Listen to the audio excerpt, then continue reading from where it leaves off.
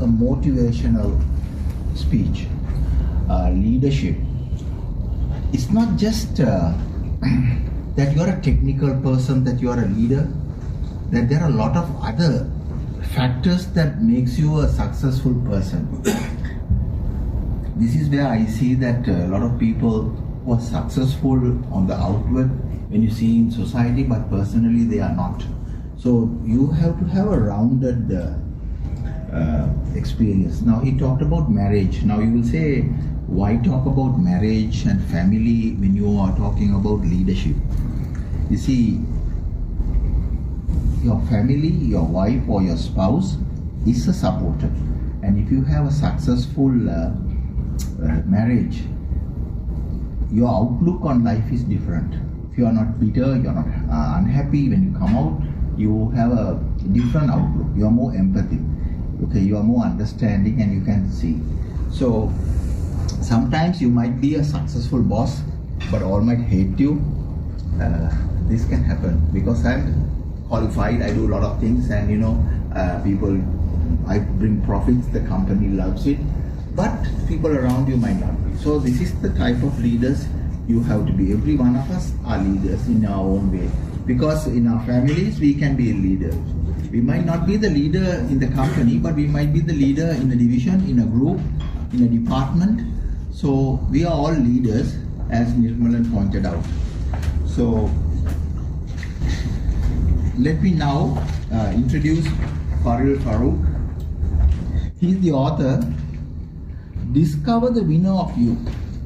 He's a coach, motivational speaker, business psychologist. He is the winner of the 10 Outstanding Young Persons Award in 2017. His passion and motto is to help others to discover themselves, to reach peak performances. Finally, he is the COO of a digital marketing company. So let's listen to him and let's give him a warm welcome. Awesome. Thank you so much, Larry. Thank you. Good morning to all. I'm a strong believer of quality more than quantity. So though there's a small room, I always will let's get the maximum out of it. I'd like to start by sharing a story which happened in 2007. I was in USA working in a place called Calabasas. Calabasas is one of the most richest communities live. It's very close to LA, Hollywood. So the average GDP per person there is $16,000. So it's a rich community. Will Smith has a house there, all the celebrities. So I was working in a station. There was a convenience store as well as a station. So as usual, it was a Saturday morning. I joined and it was the first month. So unlike in Sri Lanka, in US, the individuals have to pump their own gas. So it was a Sunday morning, afternoon, and this place where everybody knows each other. So this lady comes in a convertible BMW. She comes as usual, pumps the gas, but this time she forgot to remove the pump and she started the vehicle and took off. The whole pump nozzle broke down. I was the only guy there. And I have been told, no matter who breaks the pump, you have to charge $300. But the community knows each other very well. In this, it was in the top of a mountain. So if you were in so I actually came rushing towards to see what happened. So I just asked, as I went there, this lady came all over onto me and said, I'm a doctor. I'm not just a doctor, I'm an epidemic doctor, epidural doctor. I didn't know what that means. Later I got to know it's the doctor who put the injection to the spine during pregnancy and other times. So she was saying, I have not slept for 3 days, I've been very tired, I have more pressure than a normal doctor, going on and on and not addressing the problem. But in between, I heard she was saying, I will come, I know your owners very well, I will come and solve the problem. In psychology, what we call this is what we call denial. She's not focused on the problem, but few keywords, she said, I know your owner, I know Sam, I know the people very well. Now, if you were in my position, what would you have done? Would you have charged the $300? Would you have let her go? or would you have done something based on the situation? What if you were in my? How many would have charged the $300? How many would have let her go? How many would have done something else based on the situation? Anything? What comes to your mind? So she mentioned that she knows all the channels, so it's everything we can figure out how to deal with it. Spot on. Yeah. In fact, that's what I simply did. She mentioned the owner's name, so I quickly went to the manager, Sam, who became my best friend later. I told Sam, there's this lady who says that she knows you very well, and he asked, is this the lady? Is her name Christine, the BMW car? And he said, no problem, tell her to come on Monday. She actually didn't come for the next 1 month to the station, but she sent the money. So leadership, what I mean is, comes in different forms. Why I tell these examples is, it is all to do with situational leadership. Because ultimately, if you cannot be, your leadership will be tested during unexpected moments. Situational leadership. Sometimes you might get it right, sometimes you will get it wrong. It doesn't matter. It is the process that is matter. So what I say, the best of individuals are being tested during adversity or challenge. So if you are right now under pressure, you are under adversity, embrace that challenge. Embrace that process. Because this is the process that will evolve you as a leader. If not, you are going to be replaced. It is already happening. Now, who is replacing humans' jobs? Every day, every minute. I would say every second also. Robots. It used to be machines, then it became robots. Today, one level higher, which is Artificial intelligence. artificial intelligence. Have you heard what is the new form? The word AI. What's the simple difference between men and robots or AI? What does human have that robots don't have? Emotion. I think we analyze. Emotions. Exactly. Emotions. But today what they're trying to do is they're trying to make the robot also with emotions. Until this time there was only technology. Robots had the mind, 10 times of a human. But today they're trying to bring the heart also to the robot. So down the line, there will be a creative disruption that will happen rapidly in every industry, from the saloon, from the fashion, from the technology, to even my industry, to even cooking. It's already rapidly changing. So here are a few examples. Now, currently we see in call centers, sometimes we talk to people, we don't know. The other side, it could be a robot, it could be a technology. Many fashion stores have they use technology plus humans, where you can talk to a robot and get feedback. Now, this is a programmed robot in, I think, Sweden. It has been programmed with specific keywords. It will identify the specific keywords and, reply you back. That is only the mind. Now, even today, how many of you find it more convenient to go to a bank? Sometimes we go to a bank during the daytime. We park the vehicle, hot sun, we come to the bank, we have to stay behind the queue and fill in forms, and when you go there, they say, no, this is a wrong form, and the process is very tiring. To me, if you ask, it is more convenient to go to the bank 24 hours and either use the ATM, and also today you get the CDS. You can also take money as well as you can deposit money. Sometimes the call center executive itself tells us, go and use the machine, unknowing that the future there's a disruption happening. So if you ask me, dealing with humans or dealing with technology, to a certain extent, for me, technology is easier. So the disruption is taking place. So have you met Sophia? Sophia is a tested robot, who we call artificial intelligence, in Saudi Arabia. Just Google and see. They have gone to the extent of giving Sophia citizenship in Saudi and a few countries. I saw an interview where the moderator talks to Sophia along with the person who created, and the moderator is finding it difficult. Because when she asks Sophia, how was your day? Sophia talks like a real human, telling that, I had a good day. Last night I was at Starbucks, we had this. No different to a human. So this is the early stage which we will see a lot of disruption. In fact, I saw last week a video. Did you see about, I don't know whether it's related to the coronavirus, in Korea or China, they are cutting the hair using a robot, a long machine, and he's cutting the hair using the face mask. So maybe a testing model or maybe a situational model. So this is the time we are in. So with all these disruptions taking place, who will survive in an organization?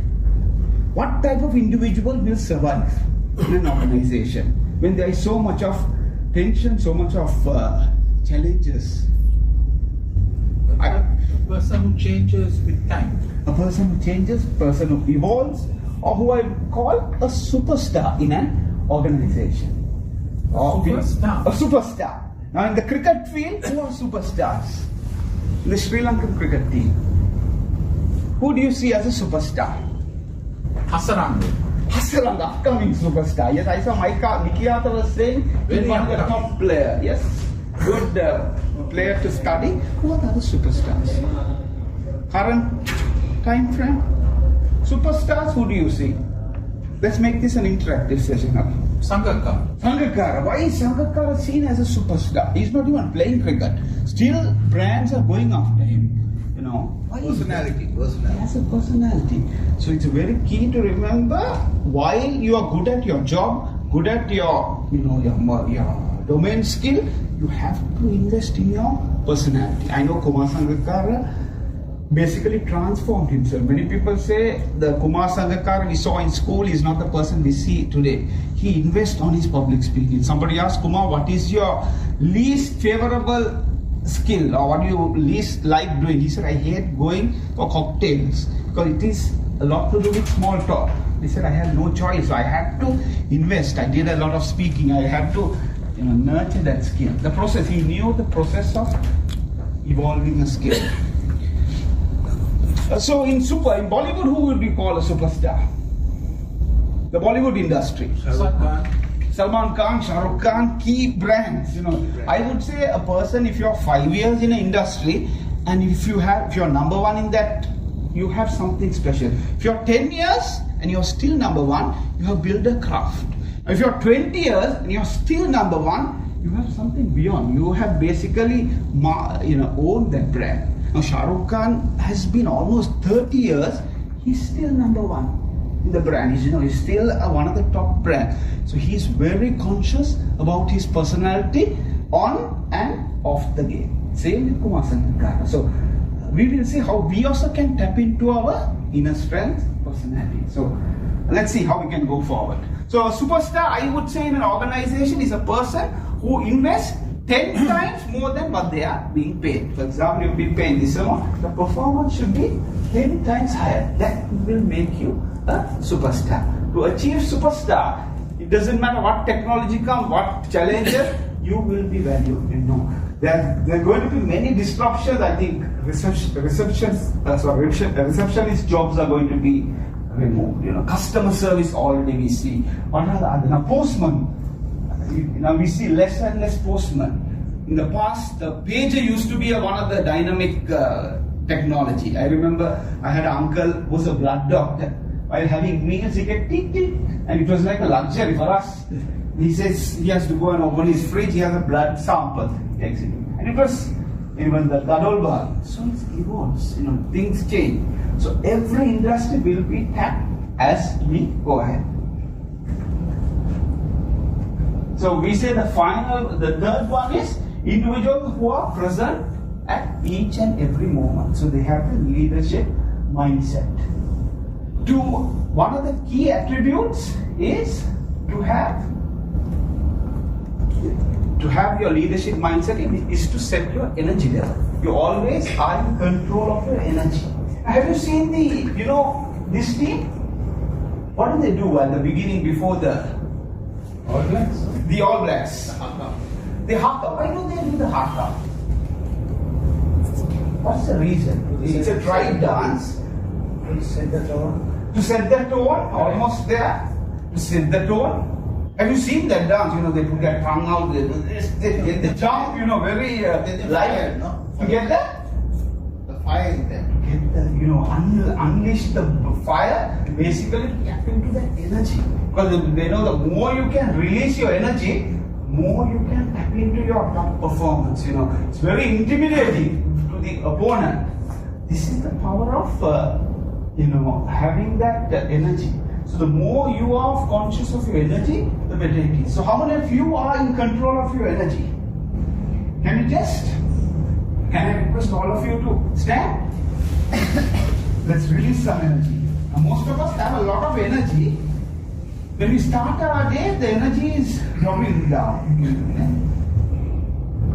But the more you are in control of your energy, the better it is. So what we can do is every day, make sure you are conscious. We breathe, but we are not consciously breathing. So the more you are consciously breathing, the more you control energy. So can you take a deep breath and hold the breath while closing your mouth. Okay?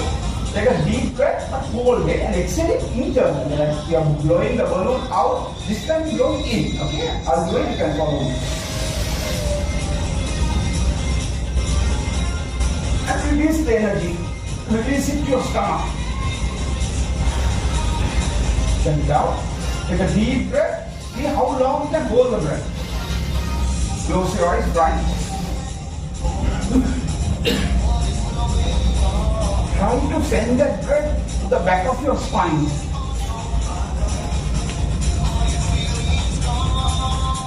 To the bottom of your leg. Okay, release. One more. Now try to send the breath to the top of your head. Blow your face. Don't worry who is looking at you. You're making a fool of yourself. That's a good thing. One more.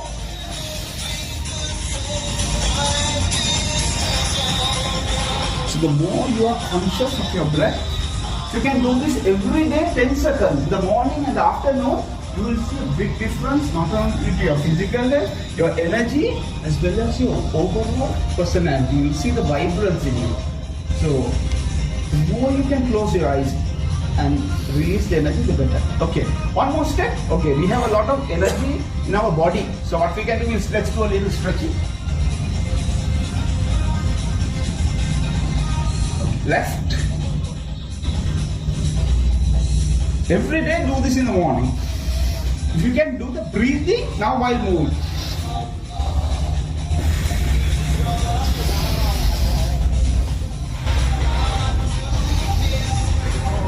Okay, one from the side, now this side.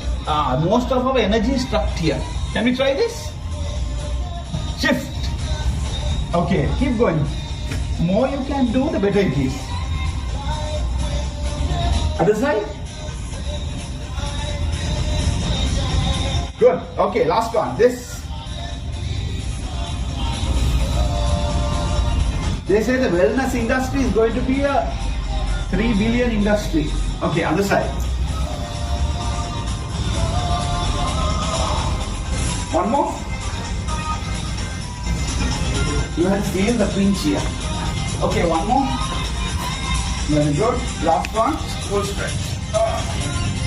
Full stretch. Good. Okay. Keep the energy going. Okay, thank you. Super.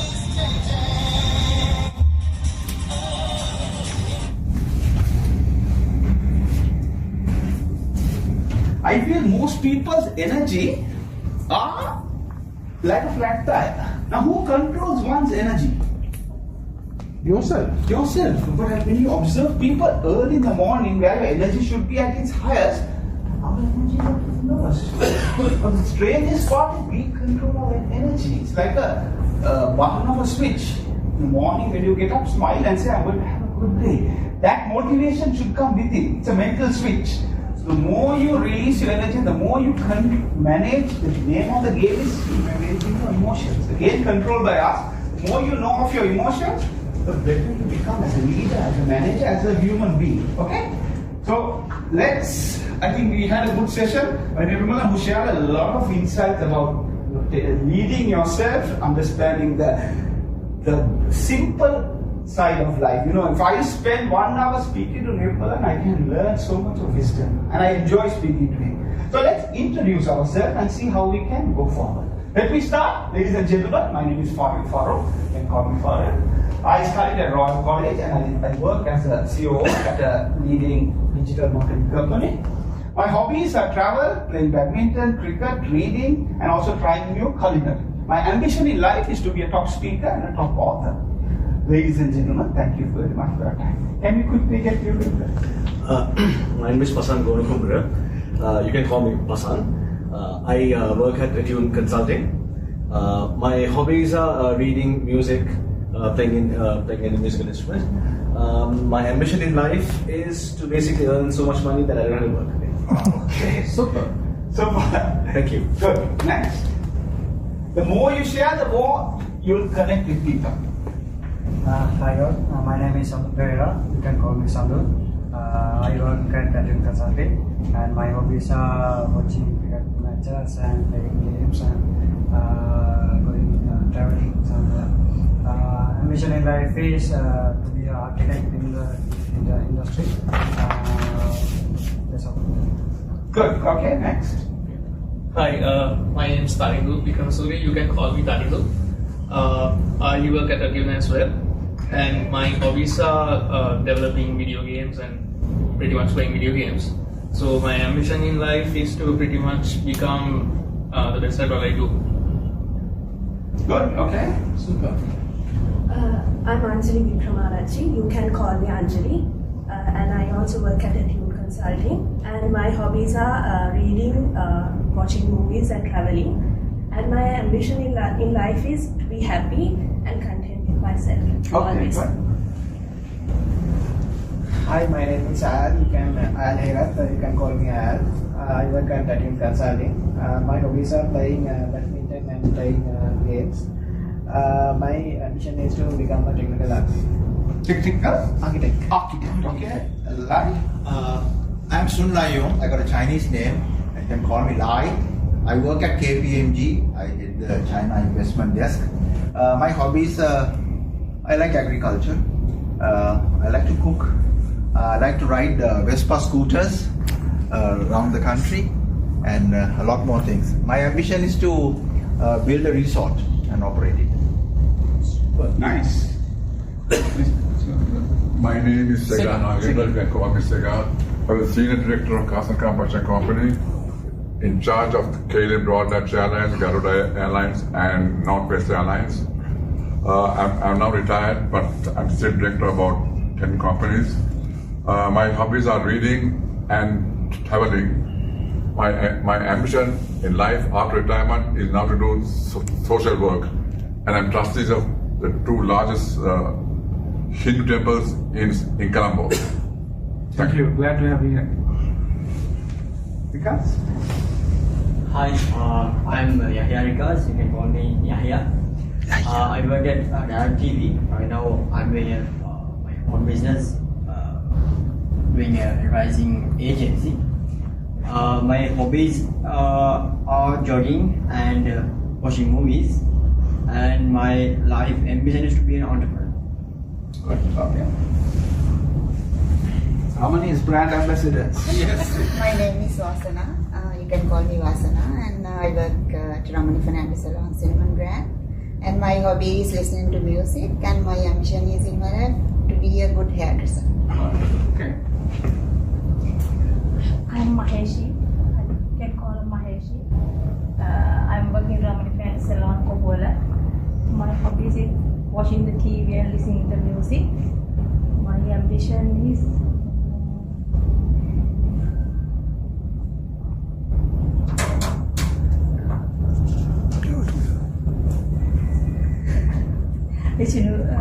book manager and a hairdresser.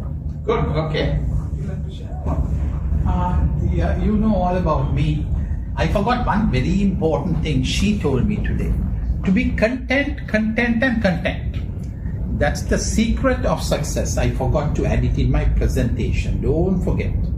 You have to be happy with what you have. Spot on. Thank you very much. So in this little bit of exercise, we got to know a broader side of each and every individual. So sometimes we'll be surprised. I know sometimes big corporations, HR marketing has been working there for 10 years. They say they know each other, but they really don't know. They really don't know. So small exercise, he says he plays badminton, I play badminton. Immediately we find the connection. He says my passion is to work in the airline industry, or you immediately connect.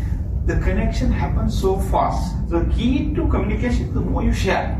So in this exercise, now most people, when we ask what is the ambition, most people say, start a company, become an entrepreneur, become successful, start my own business, or become a consultant.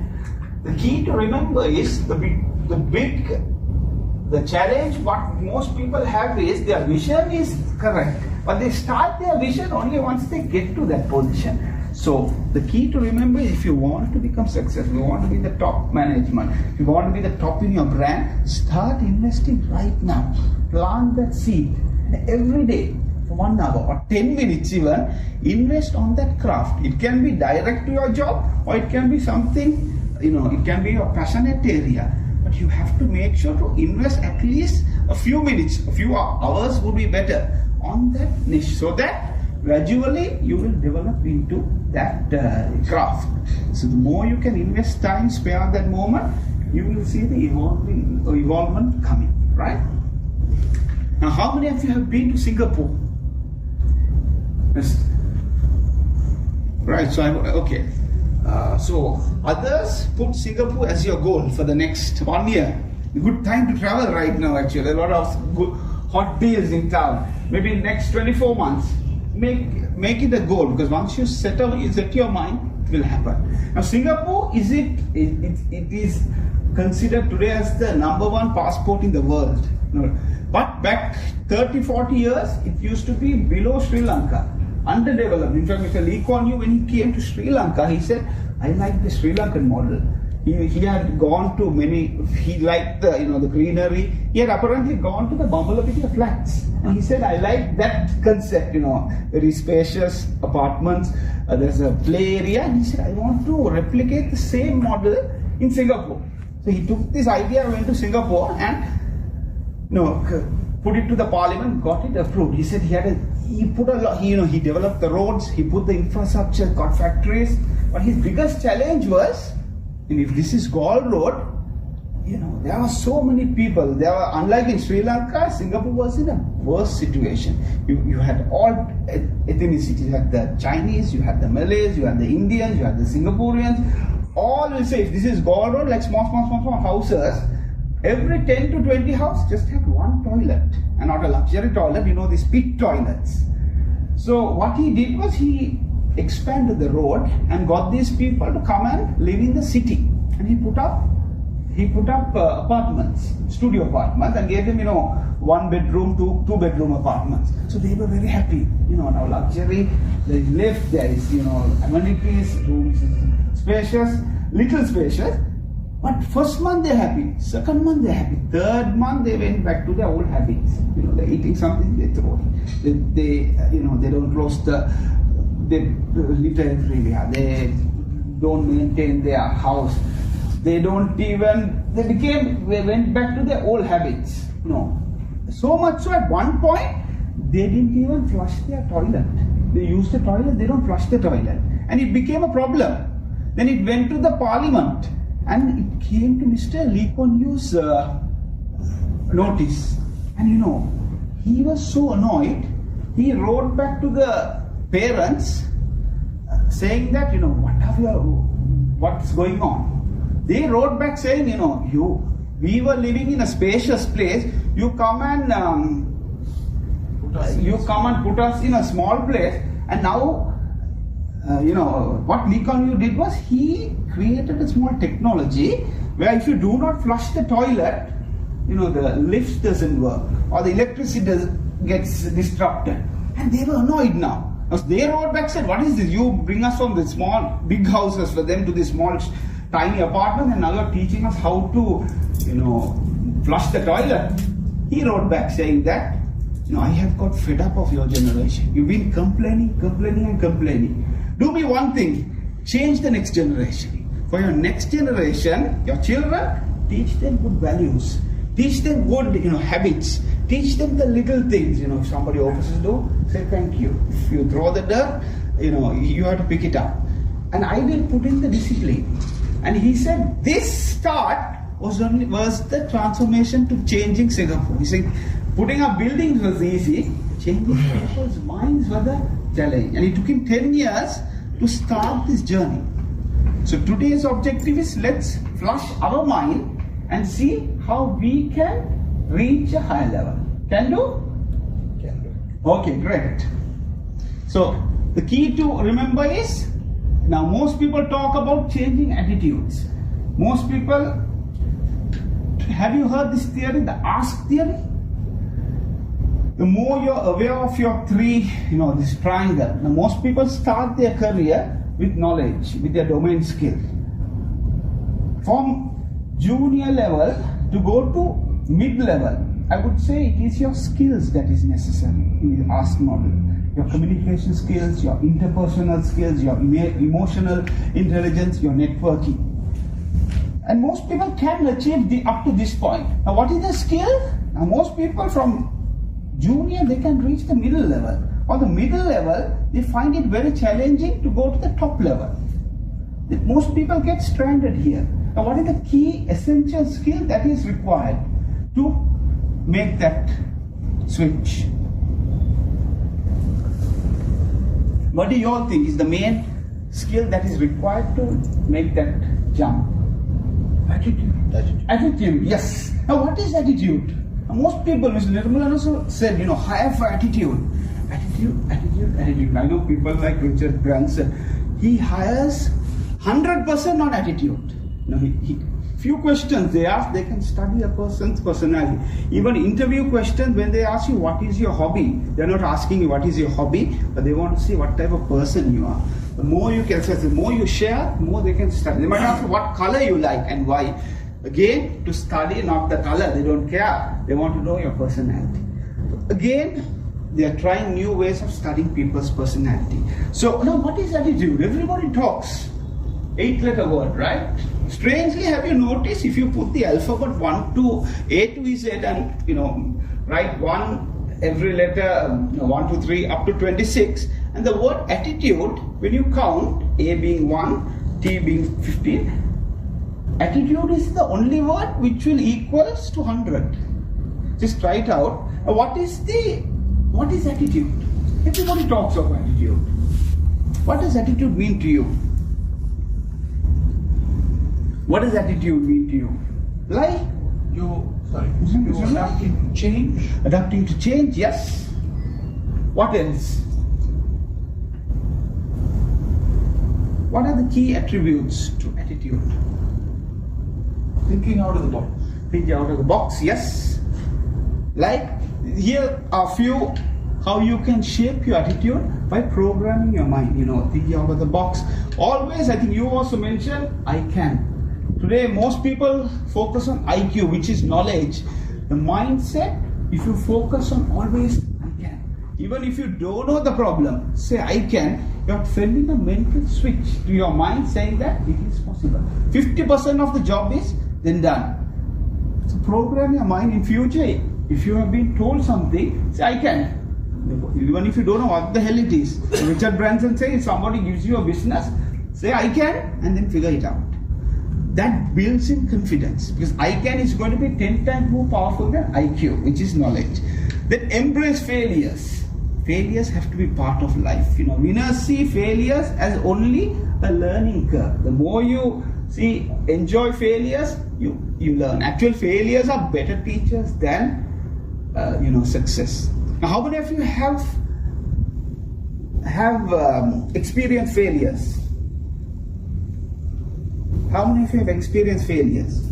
Everybody's hand should come up. Now, if you can raise it to the top, higher, because failures only makes you evolve as a person. Actually, if you had more failures, if you had a company and if you were bankrupt, where to go?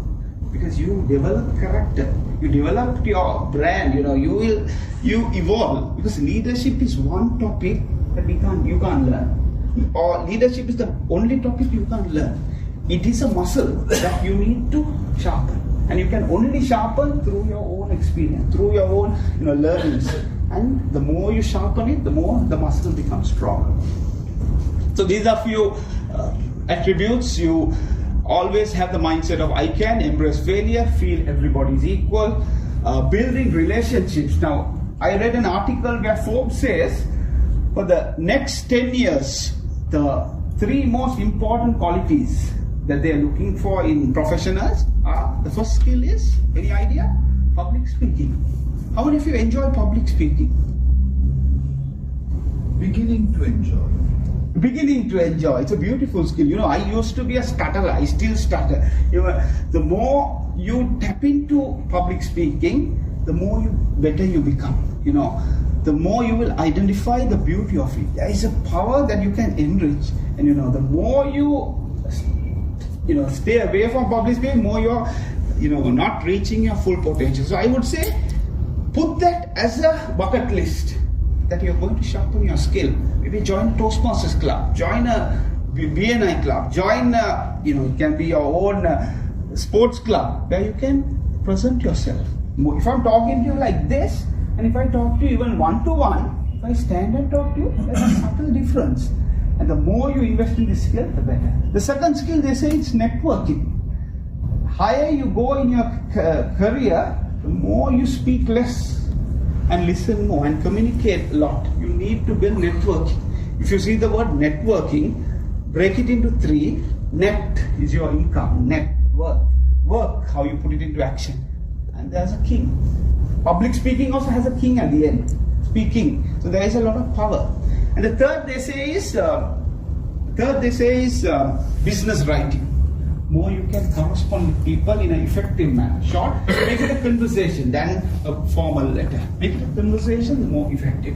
First skill, public speaking. The second skill is networking. Third skill is business writing. I would also tell to add the financial management.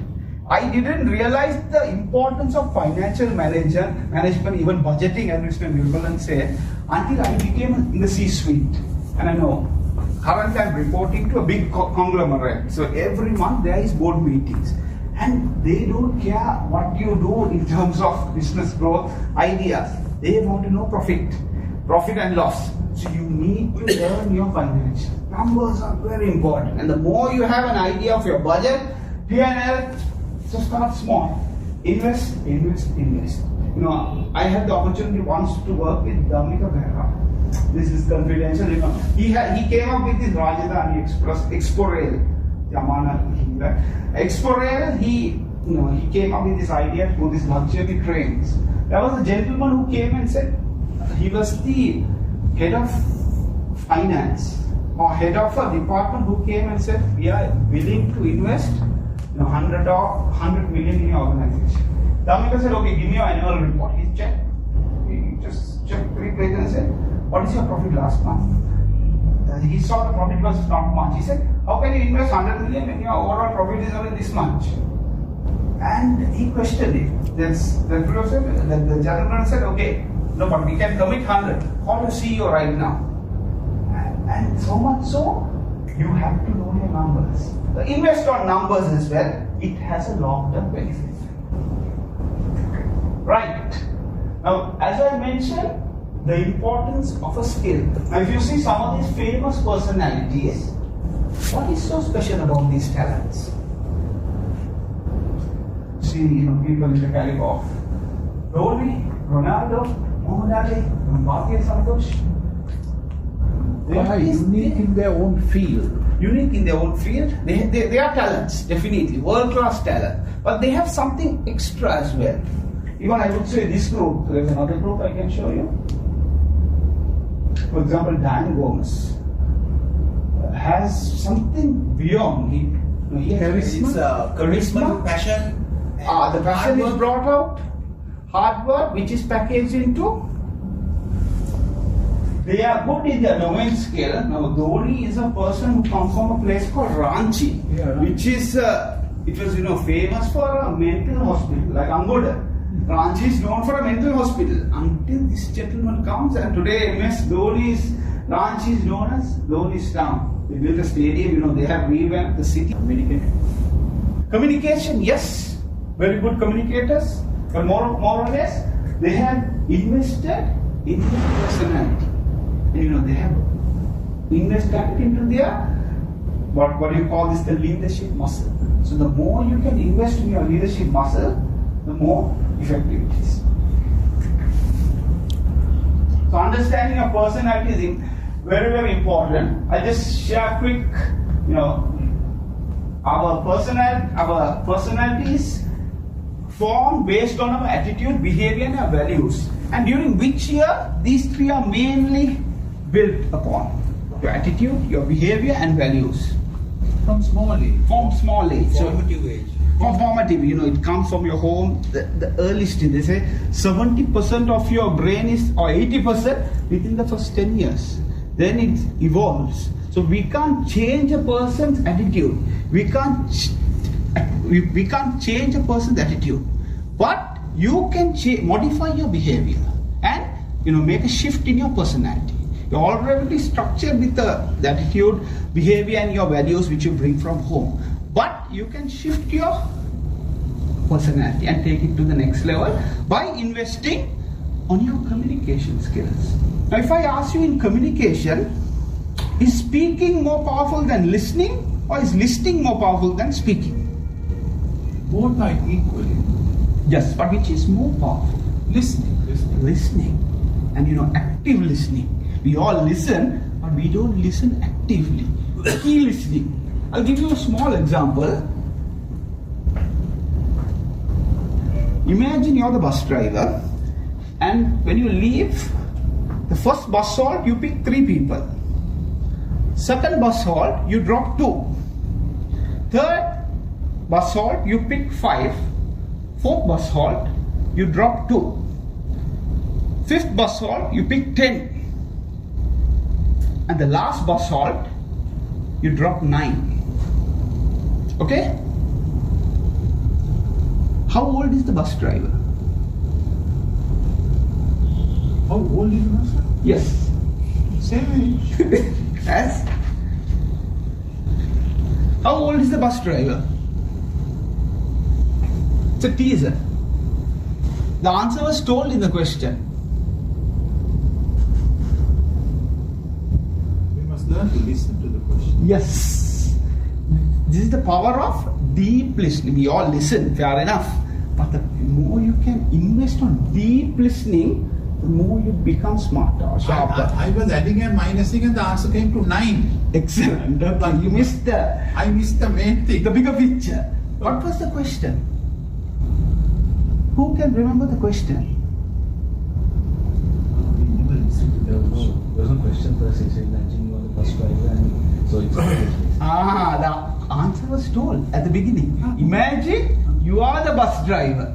You are the bus. Then evolve the question. So sometimes management, we focus on the problem, not the solution. So as a leader, always see the bigger picture, then identify the smaller problem. It creates the, you can see the vintage view, how you can solve. That's a super question. So EI, now emotional intelligence is a key skill that is being required in the workforce, and apparently they are looking, women's job market is going to go 80% high and men's job market is going to go down. Why is that?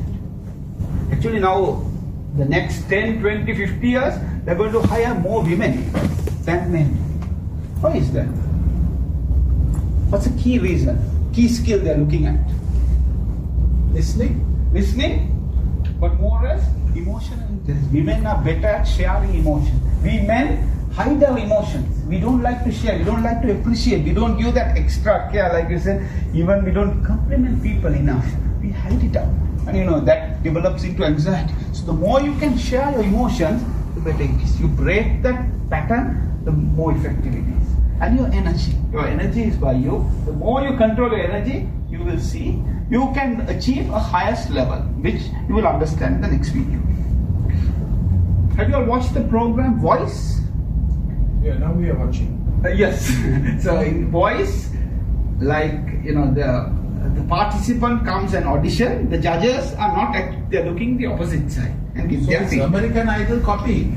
Yes, there's a duplicate. Yes, there's a program called Voice. 3 judges. This is the local version. Now the Tamil has also started. Now Tamil also has started. So there is demand.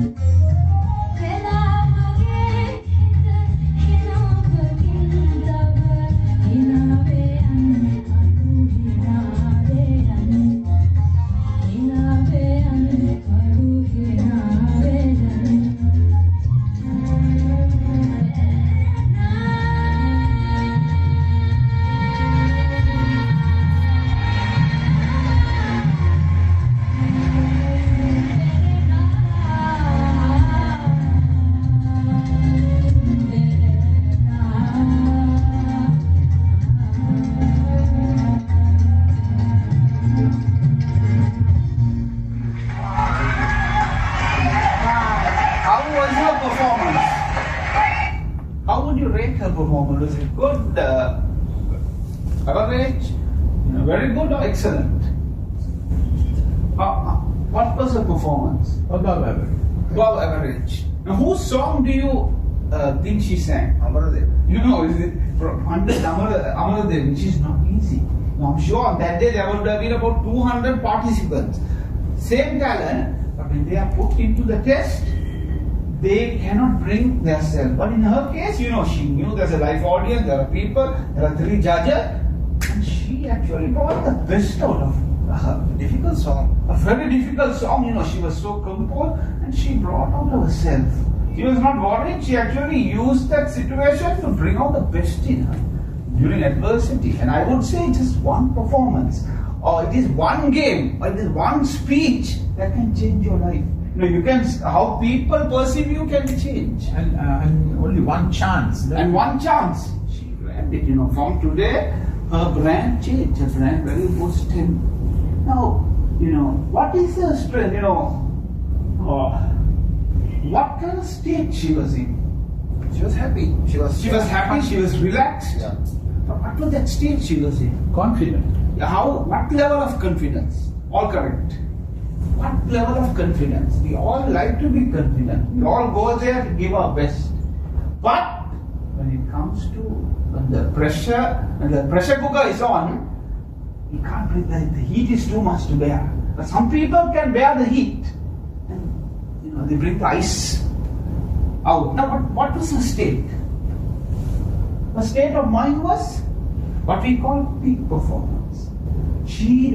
When a person is in peak, peak the top, when you're at peak performance, you don't worry who is looking. You're only investing on you. Her biggest challenge was not the audience. Her biggest challenge was not the judge. It was her. She knew if she settles down, she can bring out the best. If you had observed closely, when she came at the beginning, she didn't sing. Few seconds she paused. This is what we call a deep breath, like what you all did, but she went one level higher, which we call a diaphragm, which is also part of voice. She knew more she can hold that breath, the higher pitch she can get. So she has been coached well, and she knew that maybe practice, repetition.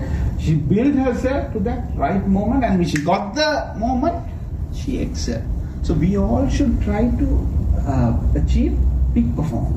Now, why doesn't many people achieve peak performance, or they play average? What's the biggest challenge? Not prepared. Confidence. Others, why don't people go after their dreams? Or why don't people achieve? Firstly, bring out the best within. They listen to others sometimes. They get conformed to society. That's a big problem. It's like a horse being tied in a chair. The horse can escape, or it's like an elephant being tied in a chair. He can just kick the chair, but his mind has been programmed to think the chair is bigger than him. It has happened currently. That's a big problem for many people. They are living like this, half of the way. If you go to hospitals, you see that, right? 90% of hospitals are mental or physical patients. It's mostly mental patients. 10% only physical, so it's the mind. Again, the fear switch. Fear is controlled by you. So the key to remember, so we should all tap into our peak performance. So how does one person tap into their peak performance? Which I like to share a little bit of psychology, because I feel psychology is very, very important when it comes to leadership. The more you know your inner game, the outer game is easy. The more you know as a leader, the problem with most people are they like to manage the exterior, while interior they are not confident. But from today onwards, if you can invest within, the outside world is not difficult, it's easier to manage. So let's see how we can first discover our strengths, know who we are, then bring out the best within. This is something that we have three types of minds. The first is the conscious mind. The second is the subconscious, which controls almost 80%. Conscious mind is on the front end. The subconscious, which is almost 80% of our brain, which is active but not in control. And the third is the unconscious, which is kept, we say the dreams, the fantasy world are the unconscious, which is more kept, we call it the buried mind. People today, when they are stressed, they like to tap into the unconscious. Little bit of drink, they go to the unconscious. So we'll keep unconscious out of the game. Even when you are going to dream, we are going into an unconscious mind. But the more we tap into our subconscious, or the more we have a relationship with our subconscious, the more powerful we become. Now the power of our subconscious is, if the more we build that relationship, more we become more powerful. Just a simple example, if I ask you, what did you have for lunch today is Thursday. Last Thursday, what did you have for lunch? Can you remember? Or what did you have for dinner? Last Thursday, whose haircut did you, which customer? We might not recall, because we are programming our conscious mind. Now, but if I ask you, can you remember September 11th, 2001? Can you remember that day? I'm sure most of you could remember. September 11th, a specific date, or 26th December 24. Remember, why is that? That is the power of it. It has been so impactful that we remember it's swift of a button. We might even remember what we did before, what we did after, whole day, how we reacted. That's the power of our subconscious. That is a deep impact. But the more you build relationship with your subconscious, the more you will understand how you, interact with people, how you make decisions, how you generate your creativity. It's all to do with your subconscious. So the more you have a rapport, the more powerful it is. Any questions thus far? So I'll proceed. So the key to find out, if I ask you, in your entire life, who do you spend most time with? In your entire life, who do you spend most time with? Yourself. Spot on. Jump the gun. Now, how many of you spend time with your boss more than you? Or with your wife, or your girlfriend, or your boyfriend? Doesn't matter. But the more you invest in yourself, the more you can spend time with you, the better it is. So much so you will understand the impact. Now, if you see top performance, people who are playing peak performance, they are spending 99% with them. It's programming, studying, analyzing. It's an internal game, and it's a beautiful world. Once you tap into that peak performance, it's very difficult to think middle. You always perform world class. For example, Virat Kumar Sangakkara, if he's playing IPL test match or a local match or even a club match, he will always perform world class. He won't go there, let's give. His mind is always programmed. Same with, I'm sure, Ramani Fernandez always plays at peak performance. It doesn't matter if she's doing for a school girl or if she's doing for a Miss Beauty contest. She's giving her best. And that is what builds her brand. So we should always, program ourselves to pitch at peak performance, world-class level. So the key to remember here is, the more you spend time with yourself, the more you know who you are, the better it is. Steve Jobs was once told by his father, Steve, go and paint the picket fence. So Steve Jobs, he was 7 years old. So Steve Jobs painted the picket fence. So father comes in the evening and he observed Steve has painted the picket fence only from outside. He has kept the inside empty. So father says, good job. But when he looks the other side, he says, son, why didn't you paint the other side? Now Steve said, who will see if you paint the inside? He said, we will see. Similarly, when Steve Jobs gave his techies the idea to come up with the Mac computer, he said, develop the most beautiful Mac from the outside, as well as develop the most beautiful machine even inside. I think Apple is the only computer, unlike Microsoft, the PC which has the CPU and the monitor. In Apple you get both together. So he said his brief was, develop the most beautiful Mac inside as well as outside. These guys are, who wants to see the inside? Why do you want us to spend so much of time? He said, we will see. Similarly, the more you invest internally, the more you will understand the game changes. Right, so how it works is, it's all to do with the understanding who you are. If I ask you, how well do you know yourself? You can, maybe in a scale of 1 to 10. 1 being, getting to know yourself, 10 being, I know myself very well. Doesn't matter what stage you are, but the journey you can start today. And the more you invest internally, it's good to, you will see different. Average, where do you stay? I forget your name. Pasan. P. Pasan. Pasan, where do you see yourself? 1 to 10. 8. How about you? 6 to 7. 9. Good. 6. 9. Life. How well do you know yourself? 8. This is 9. 9. Tarindo? 8. 8. Forget your name. Vasana, yes? 8. 7. 8. Okay. So that's a good start. Even if you are level 1, much the better. Because this is the journey that is going to happen. So key, if I ask you, do you know what is your peak time?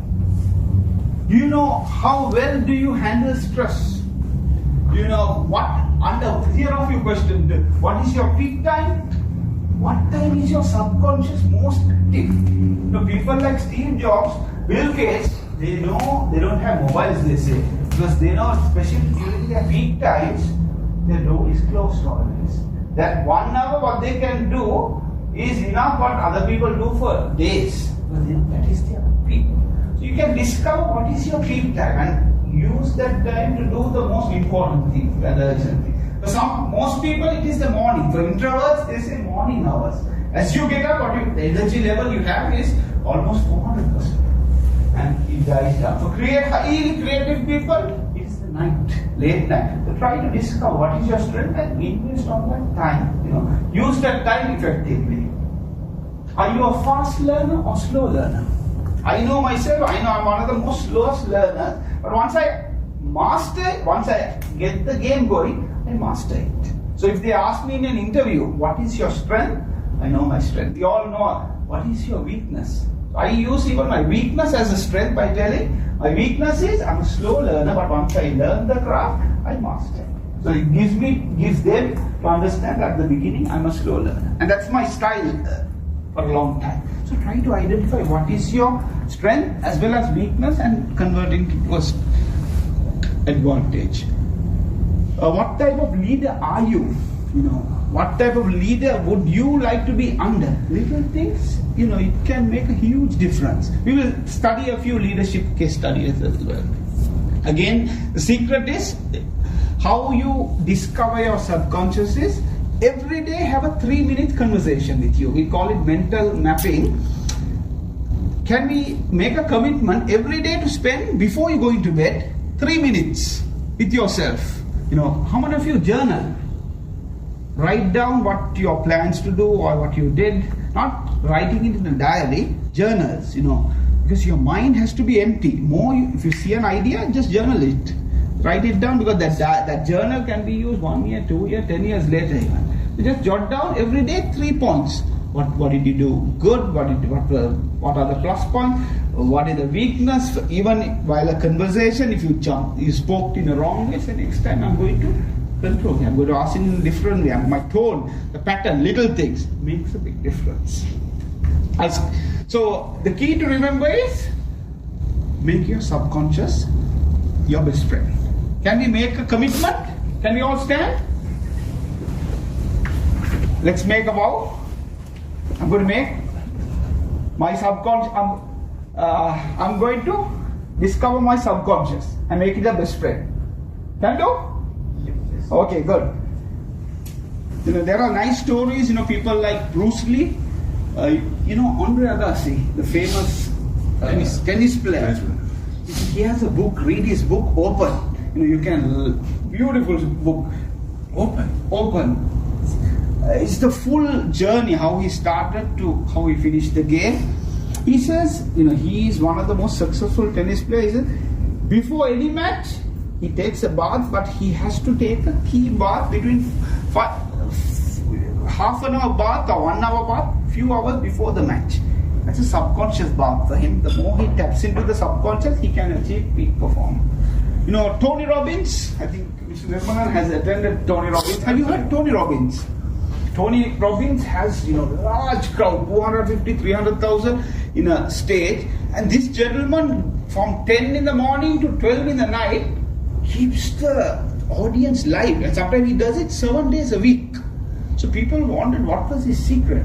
He says his secret was he dives into a extremely cold water, like a small mini pool he has created, to get the jive himself. So it can be crazy thoughts. For me, having a little bit of a nap, not before an interview, before a presentation, can tap into my, highest level. So you study these little patterns where you can tap in. Because this buzz time, it will help you channel your energy. It's all to do with energy. Bruce Lee is another. He says, live life like a glass of water. Make it very simple. We like to live heavy. He says, live simple. Another good case study. I have always wondered, if you go to the African desert, they have a wildebeest. I think the wildebeest, there are about thousands of wildebeest crossing one country to another, and one single lion, there are about 10,000 wildebeest, one single lion is dominant there. And I was always wondering, why can't these guys just turn back and just scare this fellow? Why do you think? He's a leader, like. Yeah, he shows the dominance. The lion plays the dominance, which is body language. It's a power game. But why can't these wildebeest just turn back and what is the weak point? They don't realize that they have so much of strength. Teamwork is there. This guy looks for the weakest player or the smallest and he taps. And it's a pattern. It's the nature of the jungle. But what is lacking in these wildebeest? Leadership. They just herd instinct. Herd instinct, or more or less, the herd instinct, lack of subconscious. Basically, animals don't have a subconscious, so they are weak until they are put to the highest test. Then one guy just breaks down and comes close. Then a few guys come and tap in. But that can be extreme during extreme adversity, which we all also react. We all have that power to react subconsciously. But I'm trying to tap into you at a conscious level. Be aware of your subconscious. Singapore is partly like this. Singapore is partly like this. Yeah, I worked there. Lee Kuan Yew has taught them to be followers. Wow. They are very good in what they do, but they won't think out of the box. Yes. Now I work where I was the only foreigner. Very good. If you ask them something, they'll give you at 4:30 promise time. They don't like to be told twice. They are a nation of followers, my humble opinion. The secret of success? Success, whatever they do it well. They do it very well. Wow. And they also plan. I also worked there for 6 years in one of these largest companies. They plan. When I work with the CEO. I was from Sri Lanka, and he picked me because of that, also being Sri Lankan. And he never, since we are all Chinese, he never make a quick decision. He will ponder and very successful. And he won't make a decision. He will come to an answer very finely. Same way with my father. When I ask something, even for a little bit of money, he will not give me that money. He will wait and wait. And here I'm needing money, So their decision making takes a long time. Once implemented, no shaking. They will go for it. Plan. Yes. They plan. Because the Chinese like to listen to their parents. Wow. Follow the leader. Correct. You see, that mentality is there with the Chinese. So generally, that's why coronavirus. Fear mentality. Yeah, and also Chinese. The government also said no, you can't leave. Nobody left. They just stay at home. Here we would have come. No nonsense. So they listen. So this discipline, the way they did that. So that is the success of Singapore. They saw other people. They learned. So they follow, but follow a good leader. Exactly, that's the key. That's the key. Good leader who is also impeccable. Yes, the role model. Yeah, Lee Kuan Yew is not a rich man. Exactly. And his father worked for a Sri Lankan. He changed the value. Yeah, he said, he it's about BP people, culture. Yeah, and money is secondary. Even when he was Prime Minister, his father was working at BP the Silvas. And he was not a rich man. And they still have the old house and they're still fighting for the brothers and sisters even today. So, one good leader, they follow, but they plan very, very carefully and very stingy with their money. Or frugal. Careful. You can call it frugal. Frugal. Very frugal is the right word. Very careful. And we had a war chest. We had about cash, about $700 million. Our company. Most companies were scared of us because we'll buy them over. We'll take them over. So that's the same companies we learn from here. Whereas very easy with money. But nowadays our local companies borrow a lot now. Yes. Our companies that I work hardly borrowed any money. But we had the facilities. So I'm saying they have a big war chest, they collect, and they do very good planning. So that's the success. Planning and implementation. Yes, they have a deadline based plan. Yeah. Once they decide, it's decided. No changing halfway, this way, that way. In fact, I think I was having a chat, even Sri Lanka, we don't want democracy. What we need is discipline. Discipline. Exactly. Now, even if we put, today we have 4 roads in Gaul Road. Even if you put 10 roads, 10 or below, they still cross this way, that way. Yeah. So I really feel that discipline, like you said, and especially Asian, we need to be for us to tap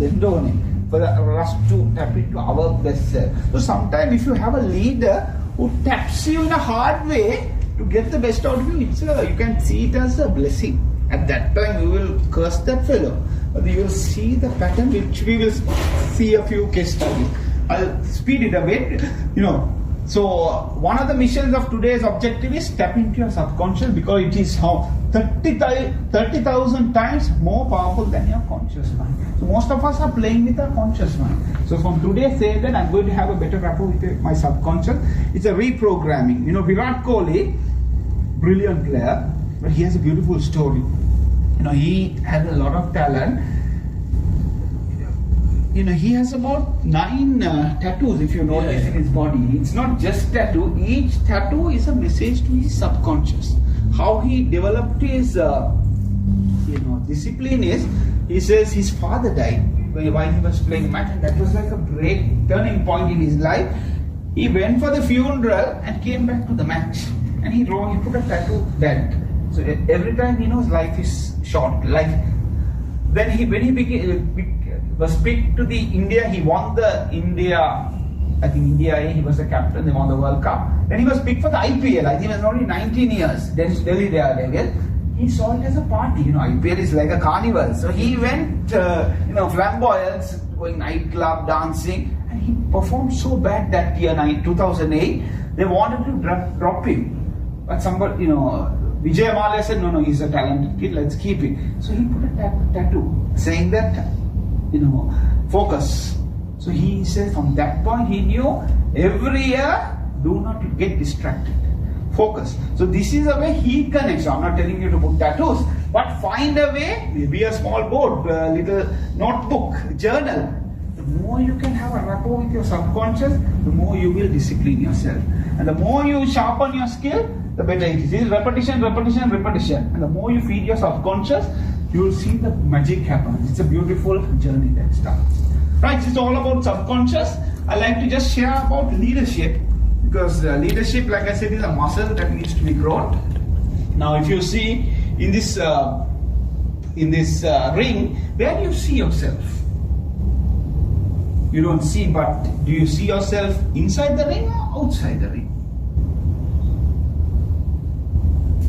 To become a leader, we have to step up. Now, most of us are gallery. We like to be in the gallery, watching, clapping, cheering. But as a leader, you have to step into the ring. And you might get punched sometimes. You might get knocked down. But you have to somehow get up. And leadership begins the moment you step into the ring. And it's like a lava. The more you get burnt, the diamond becomes more. The shape of the diamond brings up. I think Mike Tyson, who said everybody has a plan until they get punched in the face.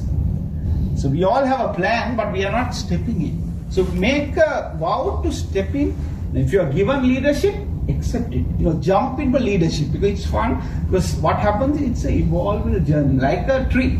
The more you invest in your leadership, first year it's hard, second year is worse, third year no results, fourth year little plant will grow. Your plant, the root will grow. Fifth year, you'll see the branches done.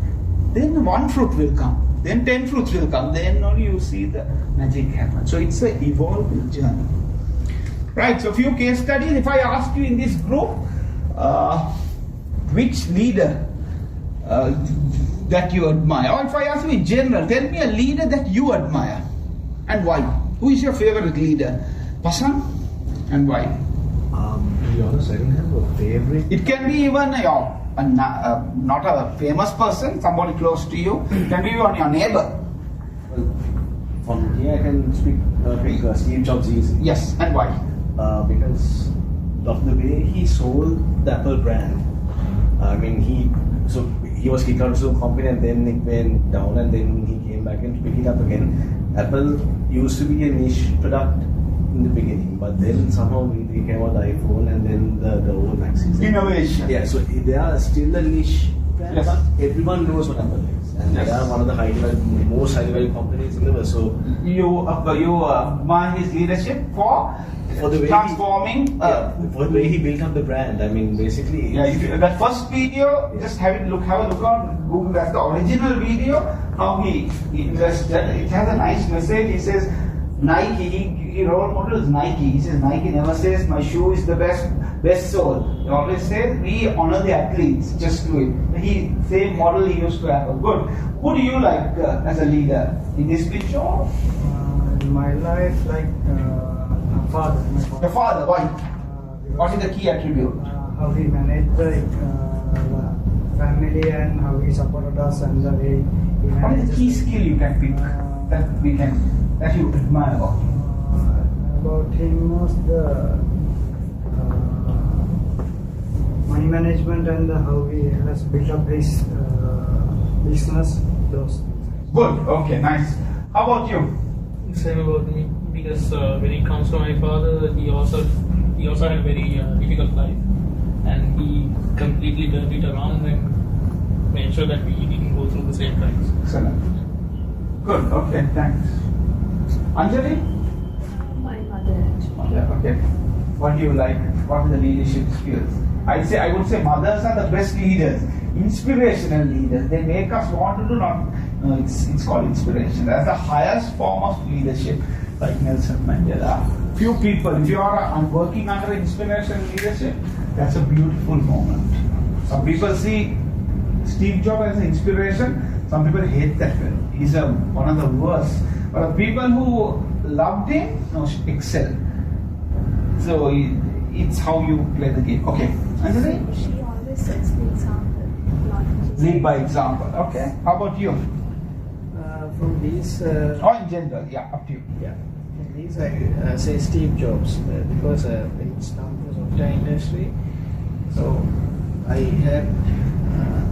read some about article from him. So he said that if somebody asks from the people, before the cars were made, if they have asked people what do you need for ride, they will tell I need 1,000 horses. But when the car was made, so it's a different thing. So we have to lead by example and make something. And actually people didn't think about it. How before the car was made, they ride horses. Yes. So at that time they want more horses. Correct. But they didn't think about the cars. Correct. He was one step ahead of the game. Huge risk taker, but he always backed his ideas. Great. Okay. Steve Jobs. How about you? Who do you like as a leader? Ernesto Che Guevara. Che Guevara. Very nice. Key skill? He, coming from a middle class family, being a doctor, he gave up all that and he went into the jungle to fight for a country that was not belonging to him in Cuba, to fight for the poor. He wanted to change that nation, to change inequality. So, and it cost his life. He was killed later by the CIA. So I admire him as a leader. Even Diane Gomez, I think, follows Che Guevara. Is it? The cap. That cap. Yes. Mr. Sega, who do you like as a leader? Nelson Mandela. Nelson Mandela. Fought against apartheid. Yes, Rainbow Nation. He just said one word to the South Africans are known as chokers. They don't win this year. They won, but in 1994 he landed the helicopter while the rugby team was practicing. He said, "Let's go on a tour." Took them to Robben Island where he was put in the prison and showed them. It's a real story. You can watch it. The movies, I think, Invictus. It was a subtle form of inspiring the boy, and he told the captain, "You're more than a sporting nation." Just few words. So much so that they won the World Cup the very next year. World Cup in rugby or World Cup in rugby, Rugby. 95. I think the last World Cup was won. Yes. So few words, but a very powerful man. Who do you like as a leader, Vasana, and why? This I like Teresa Mother Teresa. She helps all the poor Correct. people and she was an example. Very good. Okay. I like my mother because she's example for. Lead by example. Rikas, who would you suggest? I would suggest I have two characters, but I choose Muhammad Ali because he has called something when was an interview. He said, I used to do training, but when I used to do my exercises, I used to count when I feel the pain. Then only I started counting. On the pain only he gets the game. Have you met Chandrashan Pereira, the sporting CHNFC? He's a very nice gentleman. Waugh, he speaks. Yeah. Now he's handicapped. He's a little not well. Muscle problems. There are a lot of problems. Not a problem. CHNFC. He told me in 1996 he was the physical coach of the Sri Lankan team, and it was under Dagarma was the coach. He says he gets the team to run 10 rounds, like what he was saying. And Chandrashan only comes to the grounds once the 10 rounds is run by the 96 team. From that point only he wants them to tap into their inner strength. So they are like pissed off, but he says that derived a lot of mental toughness. So, I just added to your friend. Right, so more you like to share, who is your favorite leader? For me, it's Nelson Mandela. Because he was put in jail for about 26 years. He came out, he didn't have animosity, nothing against the whites. Correct. And he excused them mentally. Correct. Now that is a different form of peak, where he is subconscious. Now when more we are put to test, we tap into our unconscious.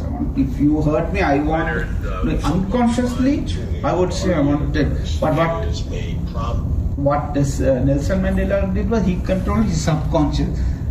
He was conscious about his the decision.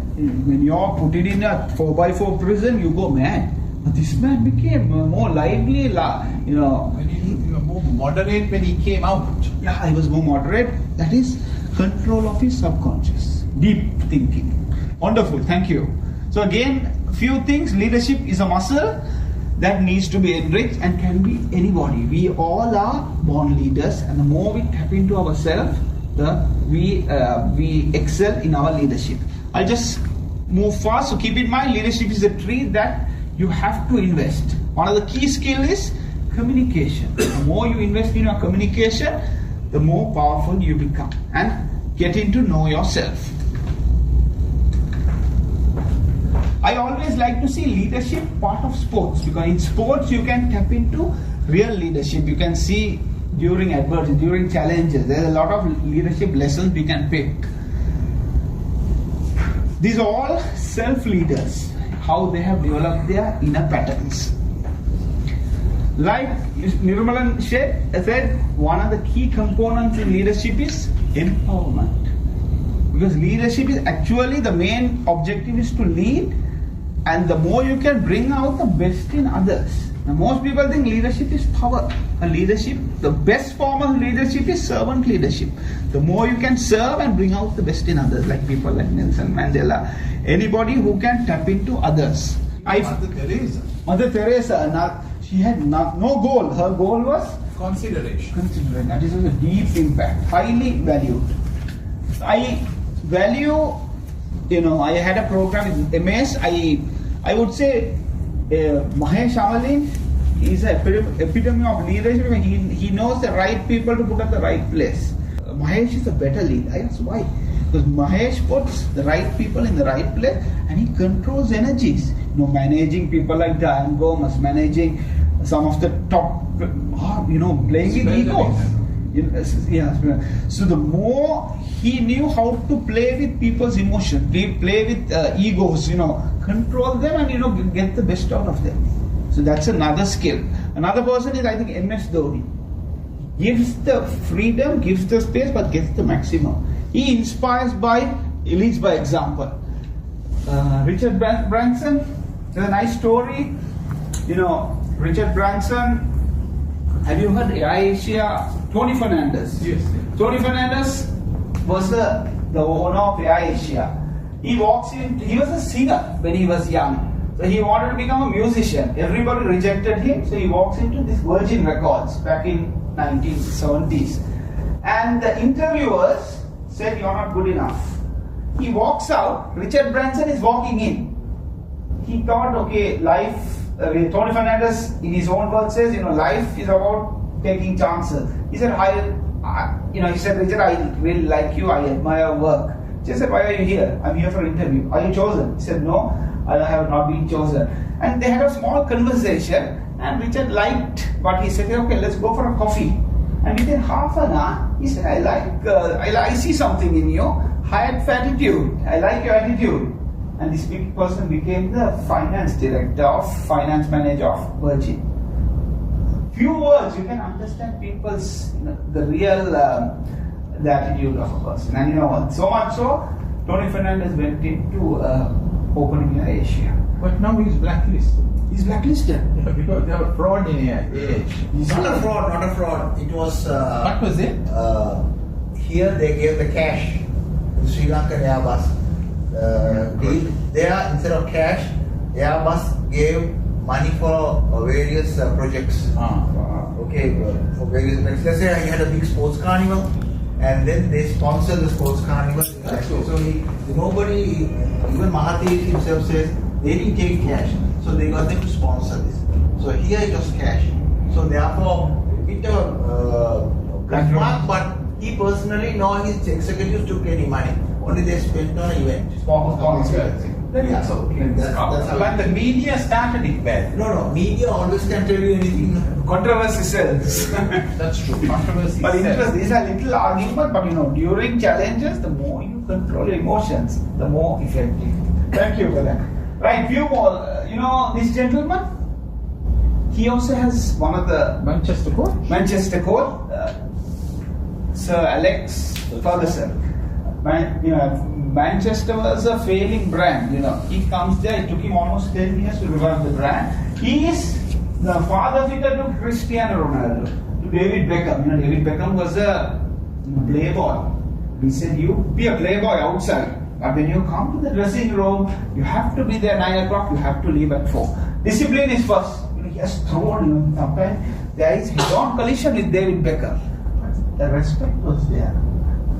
So one thing, Ferguson, you should read his book. Very interesting. Goes into detail. This is it's a very lonely game. Sometimes I have to stay in my management room and I can see the boys passing, but they are afraid to come and tell me good morning even, because I keep that space. But I don't mind they coming and telling me. But as a leader, sometimes you have to keep that space.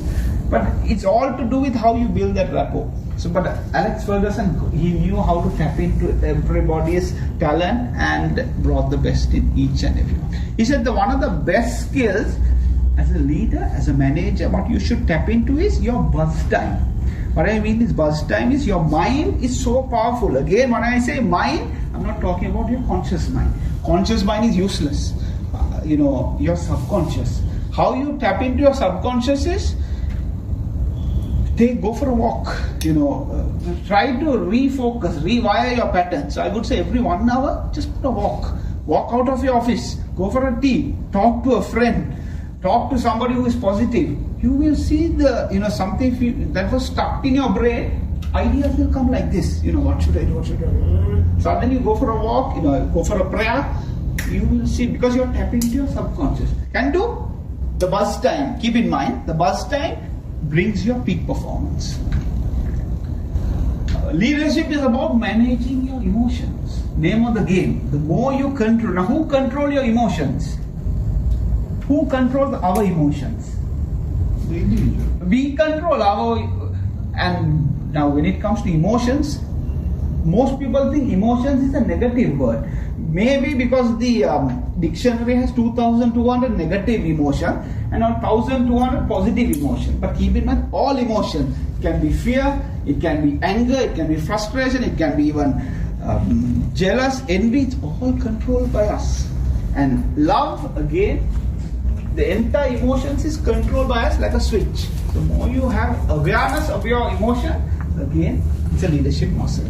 There was a situation, I don't know if you remember, in last World Cup, 2019, India, this Ambati Raidu played very well for the IPL, and he was wanted to be picked, but they picked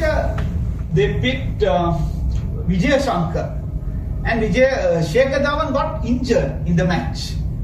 the reason they said why they picked Ambati Rayudu, Vijay Shankar was, he's not a three-dimensional cricketer, meaning not a batsman, bowler and fielder. And they picked Vijay Shankar. And another player, he was the third. The opening batsman got injured, Shekhar Dhawan. So he was thinking that he is going to be picked. Somebody got injured and he was excited. But they picked up another player called Mayank, another IPL performer. And this guy got so annoyed, he put a text on tweet, just a hint. They said he's not a three-dimensional cricketer. So lack of emotions or lack of maturity, he wrote, just ordered a new set of 3D glasses to watch the World Cup. Basically the hint was 3D. And he made the selectors even more angry. He was so unlucky, another player got injured. But still they didn't pick him. And he retired from internet. Very good talent, but cannot control his emotions. So sometimes if you can't control your emotions, you're losing a lot. I have seen this a lot with management trainees. They're very talented, very skillful. But the moment the pressure is put, they burst out. Especially the young generation.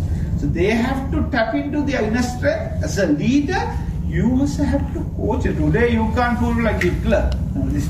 It has to be diplomatically, win-win situation.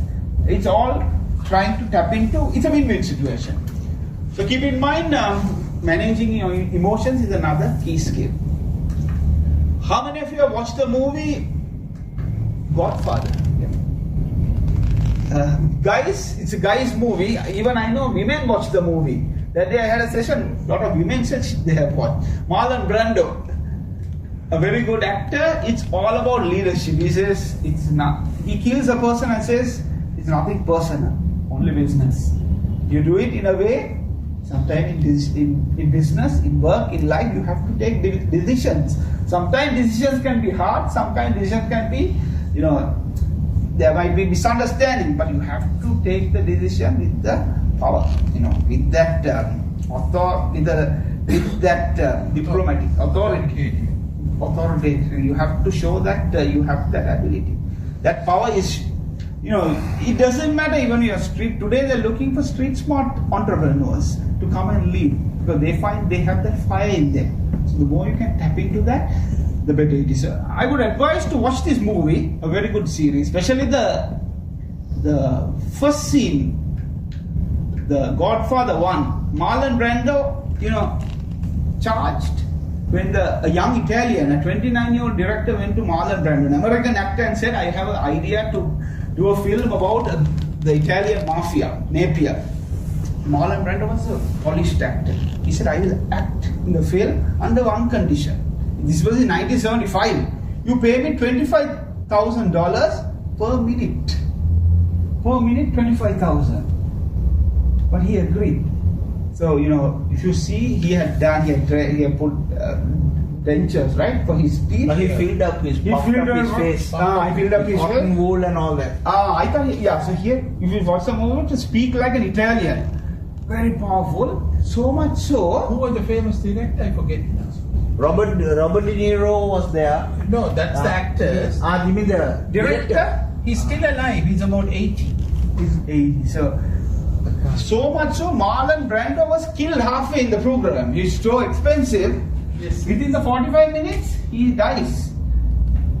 But the film became hit. It became a hit. It became part 2, part 3. Yeah. Part 2, I think, part 1, part 2, Al Pacino was the Godfather. Part 3, Robert De Niro also was top actors. Yes. So when they asked Robert De Niro and Al Pacino, what was the secret of, how did you become? He says, just following this man was good enough for us to learn leadership. As a leader, it is transforming others. Sometimes it happens naturally, but your brand can bring out the other leaders. Even how you carry yourself, the little things. Right, few more examples. How many think Mama Natapattu is a good leader?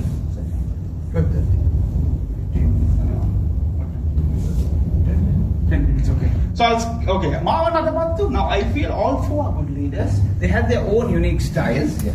Marwan, good captain. If cricket lovers going back. Coach, no? Good coach.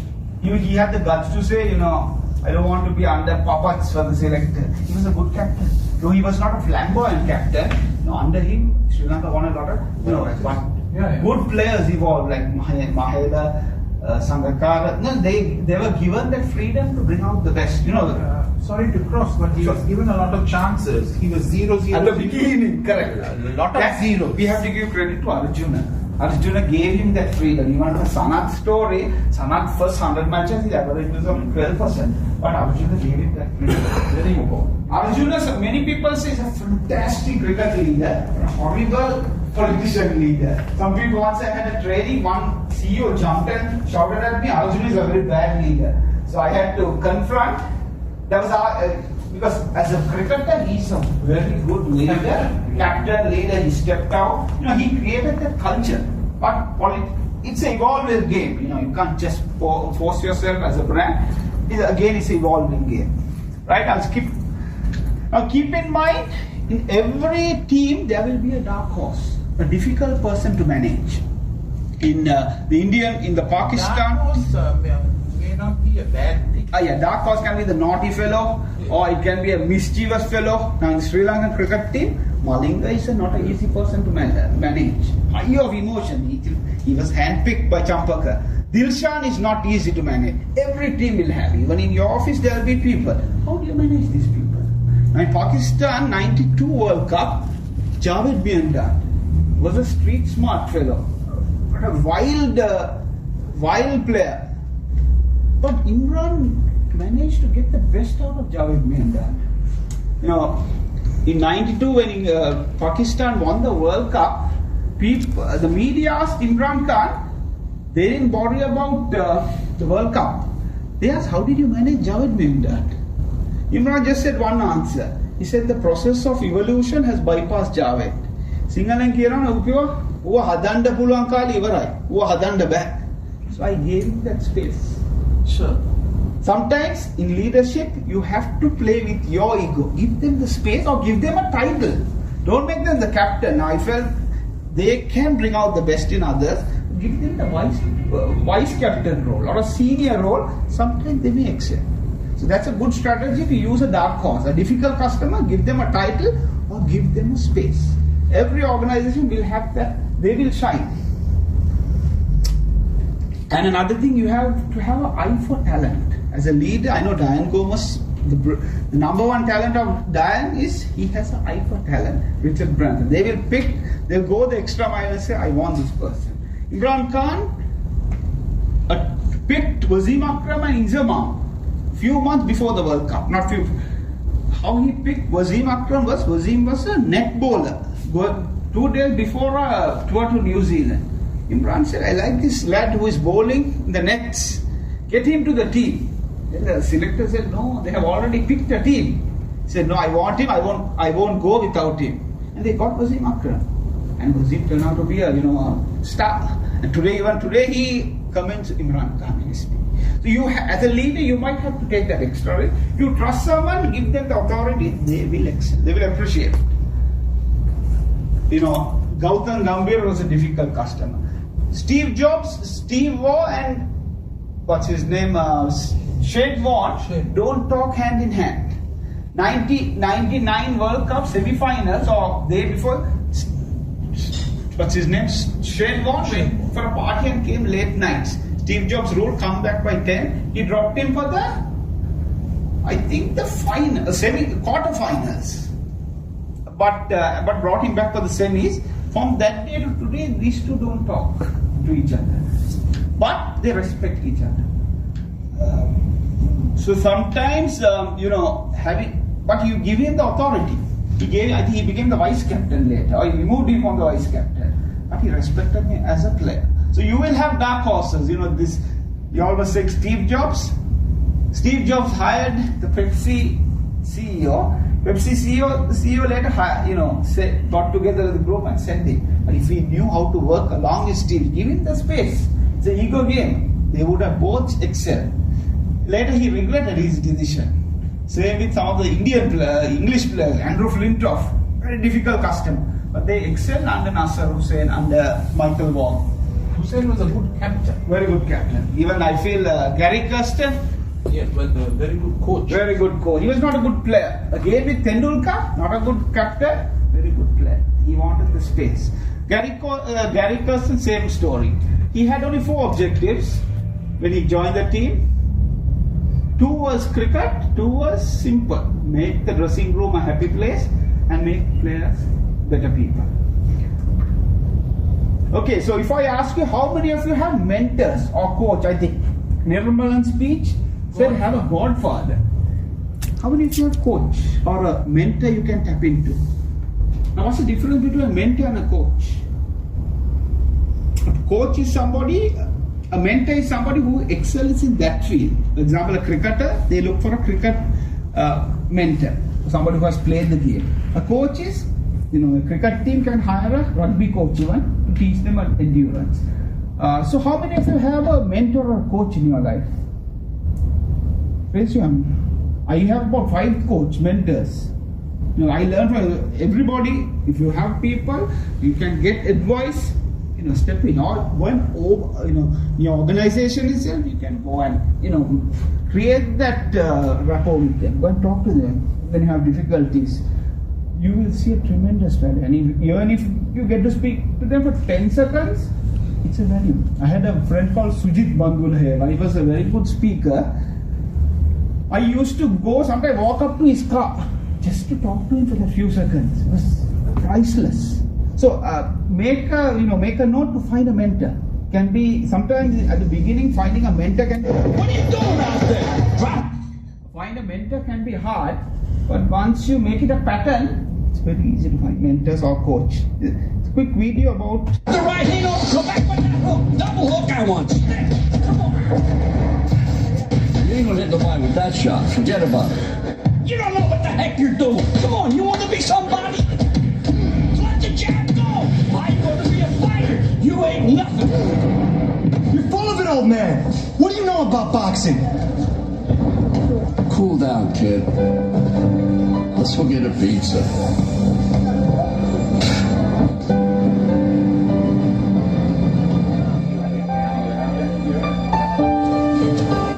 What's this? It's from the man in the corner. He says you taught him everything he knows.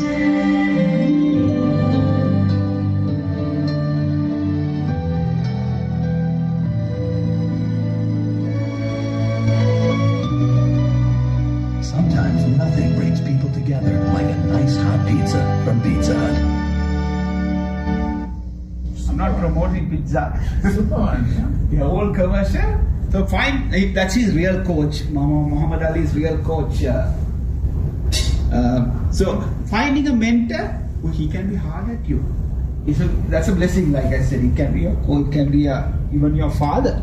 He must have been tough on you, but there is a message that they like to bring out there, and it can be love as well.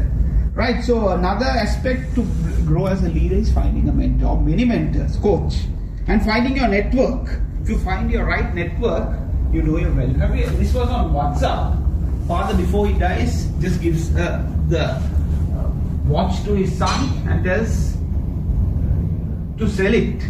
So he goes and go to the watch, few people and try to sell, and they offer him only $5. Then he comes back to the father and says, I tried few shops and they only offered $5. Father says, take it to the museum. You're taking it to the wrong place, take it to the museum.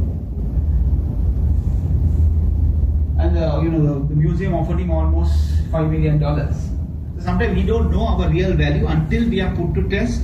Find our synergy, find our groups. Try to find what we call master groups, masterminds. It can be like your work, or it can be a club, or it can be a passionate activity, or it can be something that is connected to you. If you find that mastermind, synergies happen. Right, so this is all about leadership. Any questions? One more chapter which I will just cover quickly. Now, how many of you remember this Christmas tree? In 2006, Arjuna brought it out. How many think it's a good idea? Highest, tallest Christmas. How many think it's a good idea? Good initiative. I thought it was a good idea. Raise your hand if you think it's a good idea. I thought. Bad idea? Good idea, too expensive. Too expensive.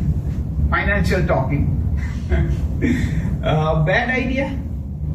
It's either a girl or a boy. No middle. Bad idea? I think, personally, I think it's a good idea.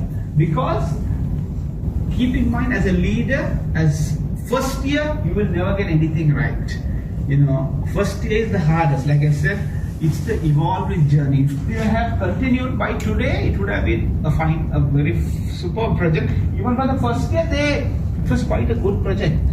This was there. So keep in mind, first year, nothing goes right. If it goes right, that means you have to work double hard. So it's an evolving journey. As a leader, the more you work on it, the better you become. So it's an evolving journey. You start to value, respect others. So like you said, Steve Jobs says, what differentiates leaders and followers is innovation. So you have to upgrade yourself. Like you say, Apple 1, Apple 2, Apple 3. As a individual, you have to add new goals, sharpen your skills in whichever way. So keep a track. Every 3 months, have small goals. Today I'm going to invest in, it can be dancing skills, joining a karate class, it can be joining a club, doing something, buying a gift to your wife, something that you didn't like. It's sometimes the crazier the thought, the more beautiful the value is. I remember 10-15 years when I was dating my wife, I didn't have much money at that time. Those times we tried to impress during birthdays. So I was like, didn't have money, I pocketed out. So once what I did was I got into a recording studio, got all the love songs and got it recorded. And with the love song, I put a chit, a small C, the love song, and the small meaning behind it. Why I wrote that love song. And to be honest, she must have thrown all the other gifts, and that only cost me 500 rupees. She values that. I still see that paper. CD is maybe broken, but that paper piece is valued. Sometimes it's little things. Podi thank you note sending a message. Sometimes I've seen the difference between good and excellent is me put type. If somebody sends you a mail, reply him and say, okay, noted, thank you for the message. Somebody send you a message, good leaders never assume, no, I'm sure this guy will, they'll double check, are you coming? You have, as a follower, as a leader, make that confirmation. Okay? The little things what will shine you as a leader. 10 minutes more, we'll cover a very interesting topic. This gentleman, Kobe Bryant, he died last month. He's just a very good case study. Like I said, I want to cover a very important topic, which is non-verbal. 10 minutes, can do? Right, so very important topic. As a leader, I feel body language is a key skill. So what is body language? We'll just cover it. According to a professor, he says content is only 7%. Your body language is 55% and voice, which is also part of non-verbal, is 38%. So what are the characteristics of body language? Your posture, hand movement, gestures, eye contact, expressions, walking, space, appearance. Let's cover a few tips on body language. Sorry. Now if I ask you posture, who comes to mind? Tell me some people, when you, a Sri Lanka that you think who had a very good posture. He can be a president, maybe the last 10 years, 15 years. Jan had a good posture, no? Yes. Who else? Now when we talk of leaders, sometimes it is nothing to do with their content, but it is how they stand, how they talk, how they articulate. Ronald Reagan had a good posture. Who else? In Sri Lanka during the last 10 to 15 years? Who comes to mind? Lakshman Kadirgama had a good posture. Yeah. Recent past? Who comes to mind? Posture can be bad and good both. Yeah, a good posture. Some people love. For men, posture is the first thing when we are communicating. First thing we are standing by our posture. So we are standing like this. Some people hunt. First impression is your posture. For men, especially interview. Even for women, we call it a stance. So the more we are conscious about our posture, the more effective. Who comes to mind during the last 10-15 years? A good president. Our president who had very good posture. He was a good actor. But he had a... Who? Imran. Now Imran is a master actor. He'll put a shawl, he'll carry a child. But his posture is 100% accurate.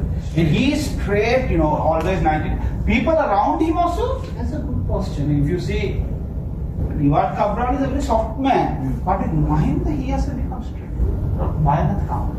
So what is a good posture? If I talk to you like this, is it a good posture? Is this a good posture? No. No. Yes? No.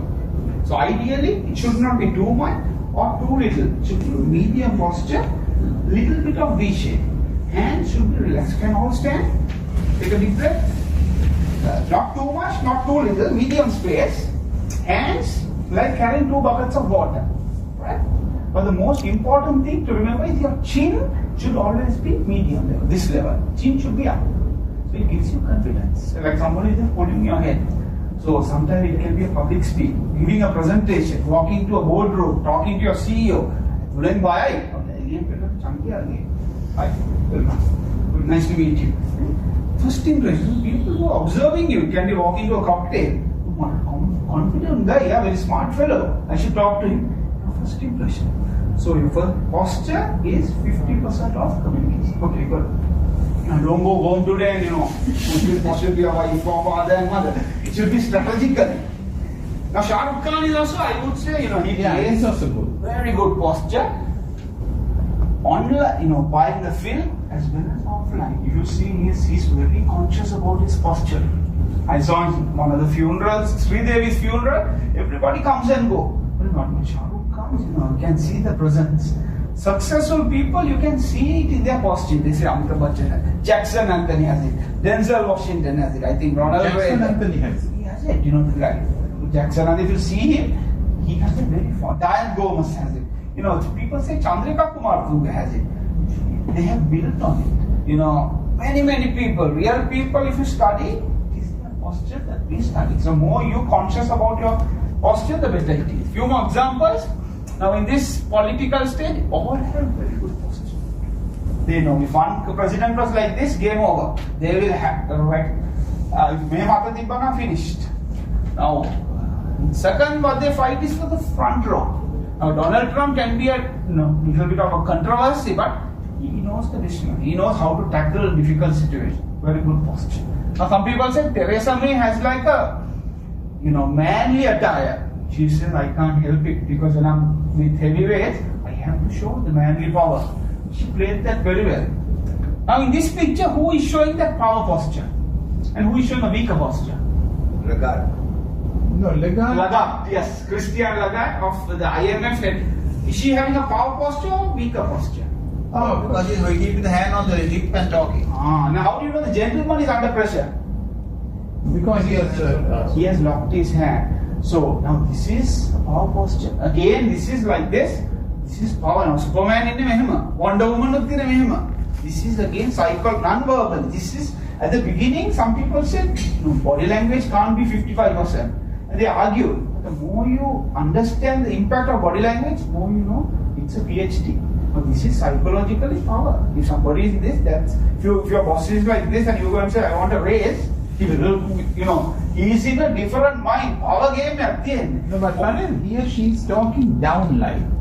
She's giving him the dead stare and asking something. And how do you know he is at a defect by? And even if he's at fault, he should have put his hand out. Sorry, I didn't know it, my mistake.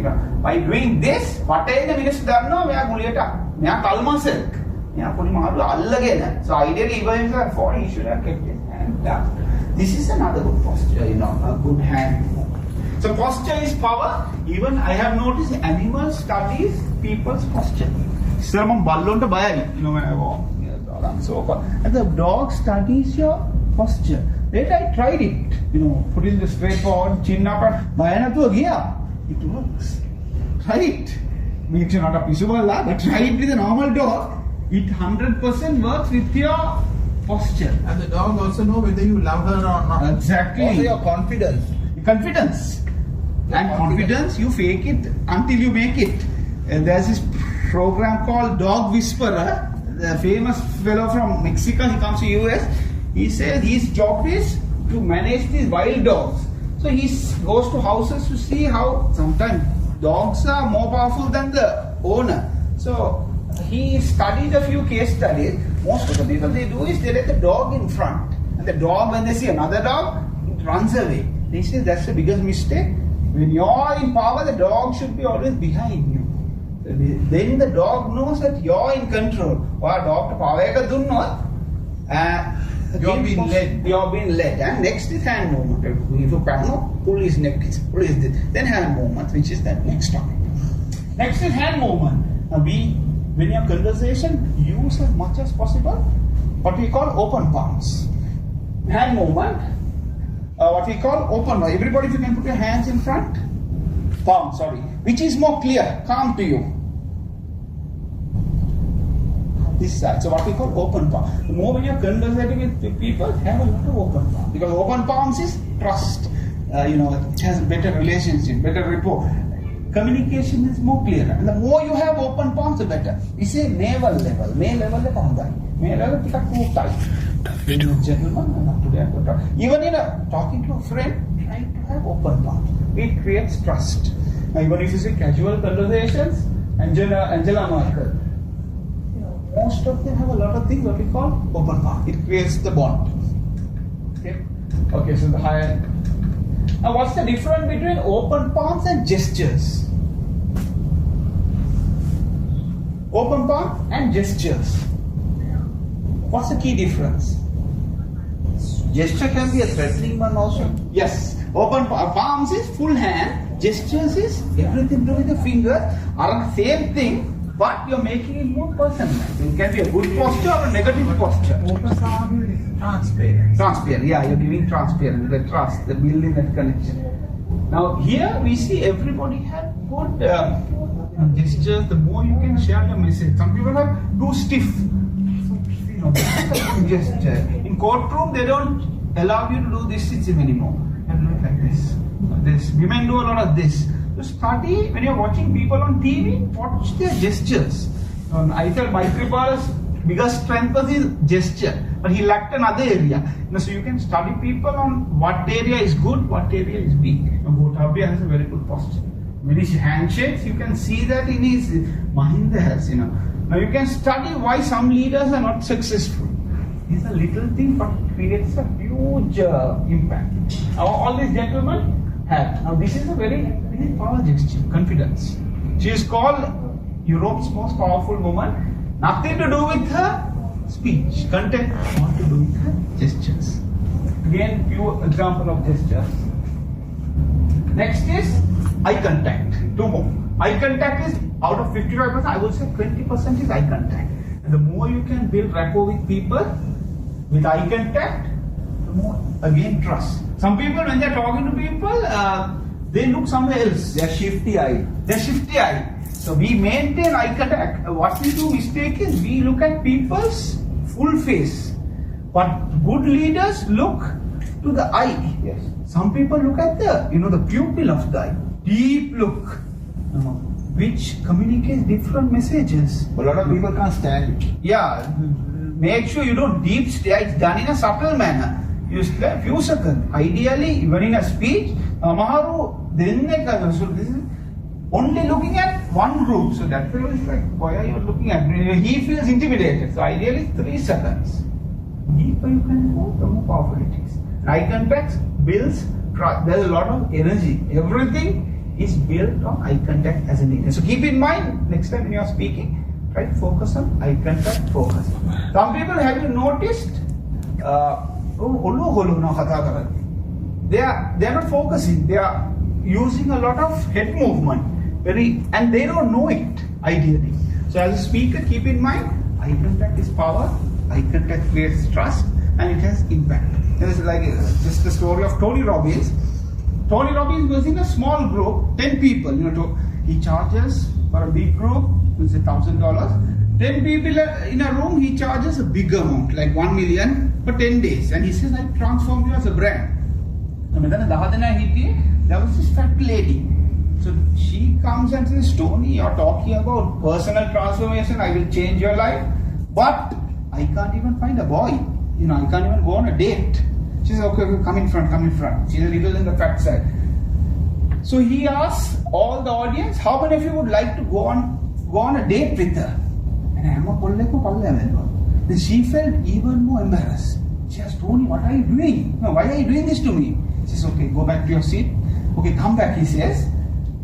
He says, but now I want you to show and feel that you're the most sexiest lady in the room. But don't show it to me from your body, show it to me from your eyes.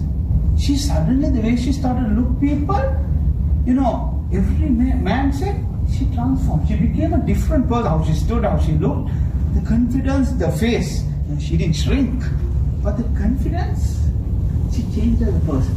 That's the power of eye contact. As a leader, work on your eye contact. And finally, it's your emotions which you control. It's a big topic. We do a lot of public speaking classes. We work on transforming as a person, changing you, understanding your emotions, and bringing out the child in you. Because children are the best when it comes to emotion. Thank you. Excellent. I'm not trying to do a marketing for Maril, but genuinely it was super. Thank you. I have something to tell. Now you asked us, what do you want to achieve? And somebody said, I want to be in the airline, work in the airline, or somebody wants to have a own beauty salon or something. For that, you said you must prepare yourself. Correct. So, very true, because if you might be doing some other work now. Yes. But you might want to change that profession to you do your own business. Correct. I want to give a small example for myself. Sure. I said I want to have a resort. Okay, a long time ago I never could buy land because I'm Chinese. Sri Lanka doesn't allow you to buy land. So I stayed in rented houses. But then when I got the citizenship, first thing I did was I bought land. Then see, now for the resort, I have prepared the land. I have learned, I've gone to hotel school, learned the hotel industry. I have traveled and gone to a lot of hotels and stayed. Okay, and I have built one or two cabanas and tested on a small scale to see the mistakes. Now this is, I am not a professional, but I have done this. I have gone to hotel school. I can cook. Street smart. I can cook because I was 4 years as a chef on a ship. Nirmala knows that. Gavin is the best Chinese cook. You see, so I have learned these skills. Now, am I a hotelier? No, I'm not. If you ask me, I'm a professional. I studied overseas. I did lots of graduate work, but not a hotelier. So, but you can prepare yourself. So, when I retire, I have the land, large piece of land. I have several buildings already coming up. I have learned the skills to cook. The groundwork. I got the groundwork. So, it's a shifting from this work to be paid and working for somebody. Now I quietly come and do my own thing, I might make some mistakes, but I have learned over the last 20-30 years. I have tested 2 of my own cabanas. I got foreign customers, local customers, mistakes I've done. So those tests. So anybody who wants to do something on your own, prepare yourself. It's not such a big project. Even on a small scale, you want to start on a small, prepare yourself so that when you do it, you make less mistakes and you will, from the beginning itself, you'll earn money. Rather than lose money, because you are invested, you said invest on yourself, this is your investment. So that's my take on it. Very good, very true. And just to add, nowadays a lot of people, you can't depend on one qualification as well. I know, especially in other countries, if you are a good marketer, they're doing another law, doing psychology or doing HR. Just to add the depth, I would say invest on your personality. Because today, what interviewers or companies want, people with character, people with personality. So your personality can be away from your core skill. So just keep an open eye on that. It will really have a larger vision on yourself. ideally, have a purpose. Sometimes your job might not have a direct purpose or a passion. If you don't have it in your job, find it somewhere else. That's how it can be a non-profitable venture, but the energy, you can get this energy, you put it to here. That's a nice story. I'll finish it with this story. A doctor in Canada, she was a very successful doctor, worked 5 years, but while working she realized she's making money, she was known in the community, but the kick to go to office to find that energy. So she just was trying to figure out how can she derive that energy. And then she remembered when she was really young, from 7 to 14 is your key age, your conscious brain develops. So she remembered at Podikal, she did this tap dancing. And so she said, I think I like to try this out again. So she told her husband, I want to go back to tap dancing, travel to Mexico. Husband said, why do you want to do that? You have a good career. Parents also refused. She said, but I like to try that, I want to derive more passionate activity. And she took a chance and came to Mexico, spent 6 months, got a qualification, and came back to Canada and became a doctor. And she said, what she enjoyed, so what she did was, weekdays, she was into a doctor, Saturday, Sundays, full time, tap dance. She says, it was like a love.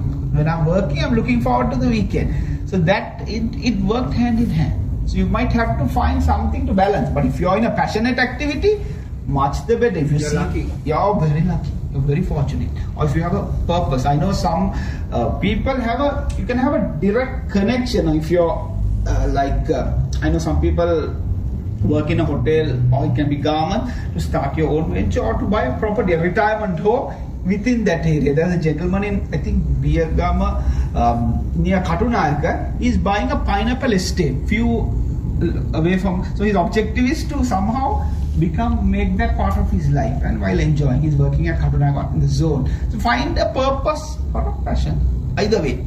So before wrapping it up, I want to see the energy within. Keep in mind, energy, what wins the game.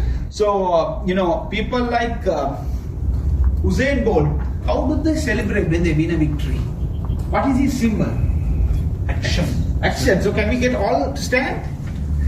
How does Usain Bolt celebrate his victory? Sometimes before coming to the he does this, and that became a symbol. How does Malinga celebrates? He does something like this, or sometimes he does this. How does Muhammad Ali celebrate?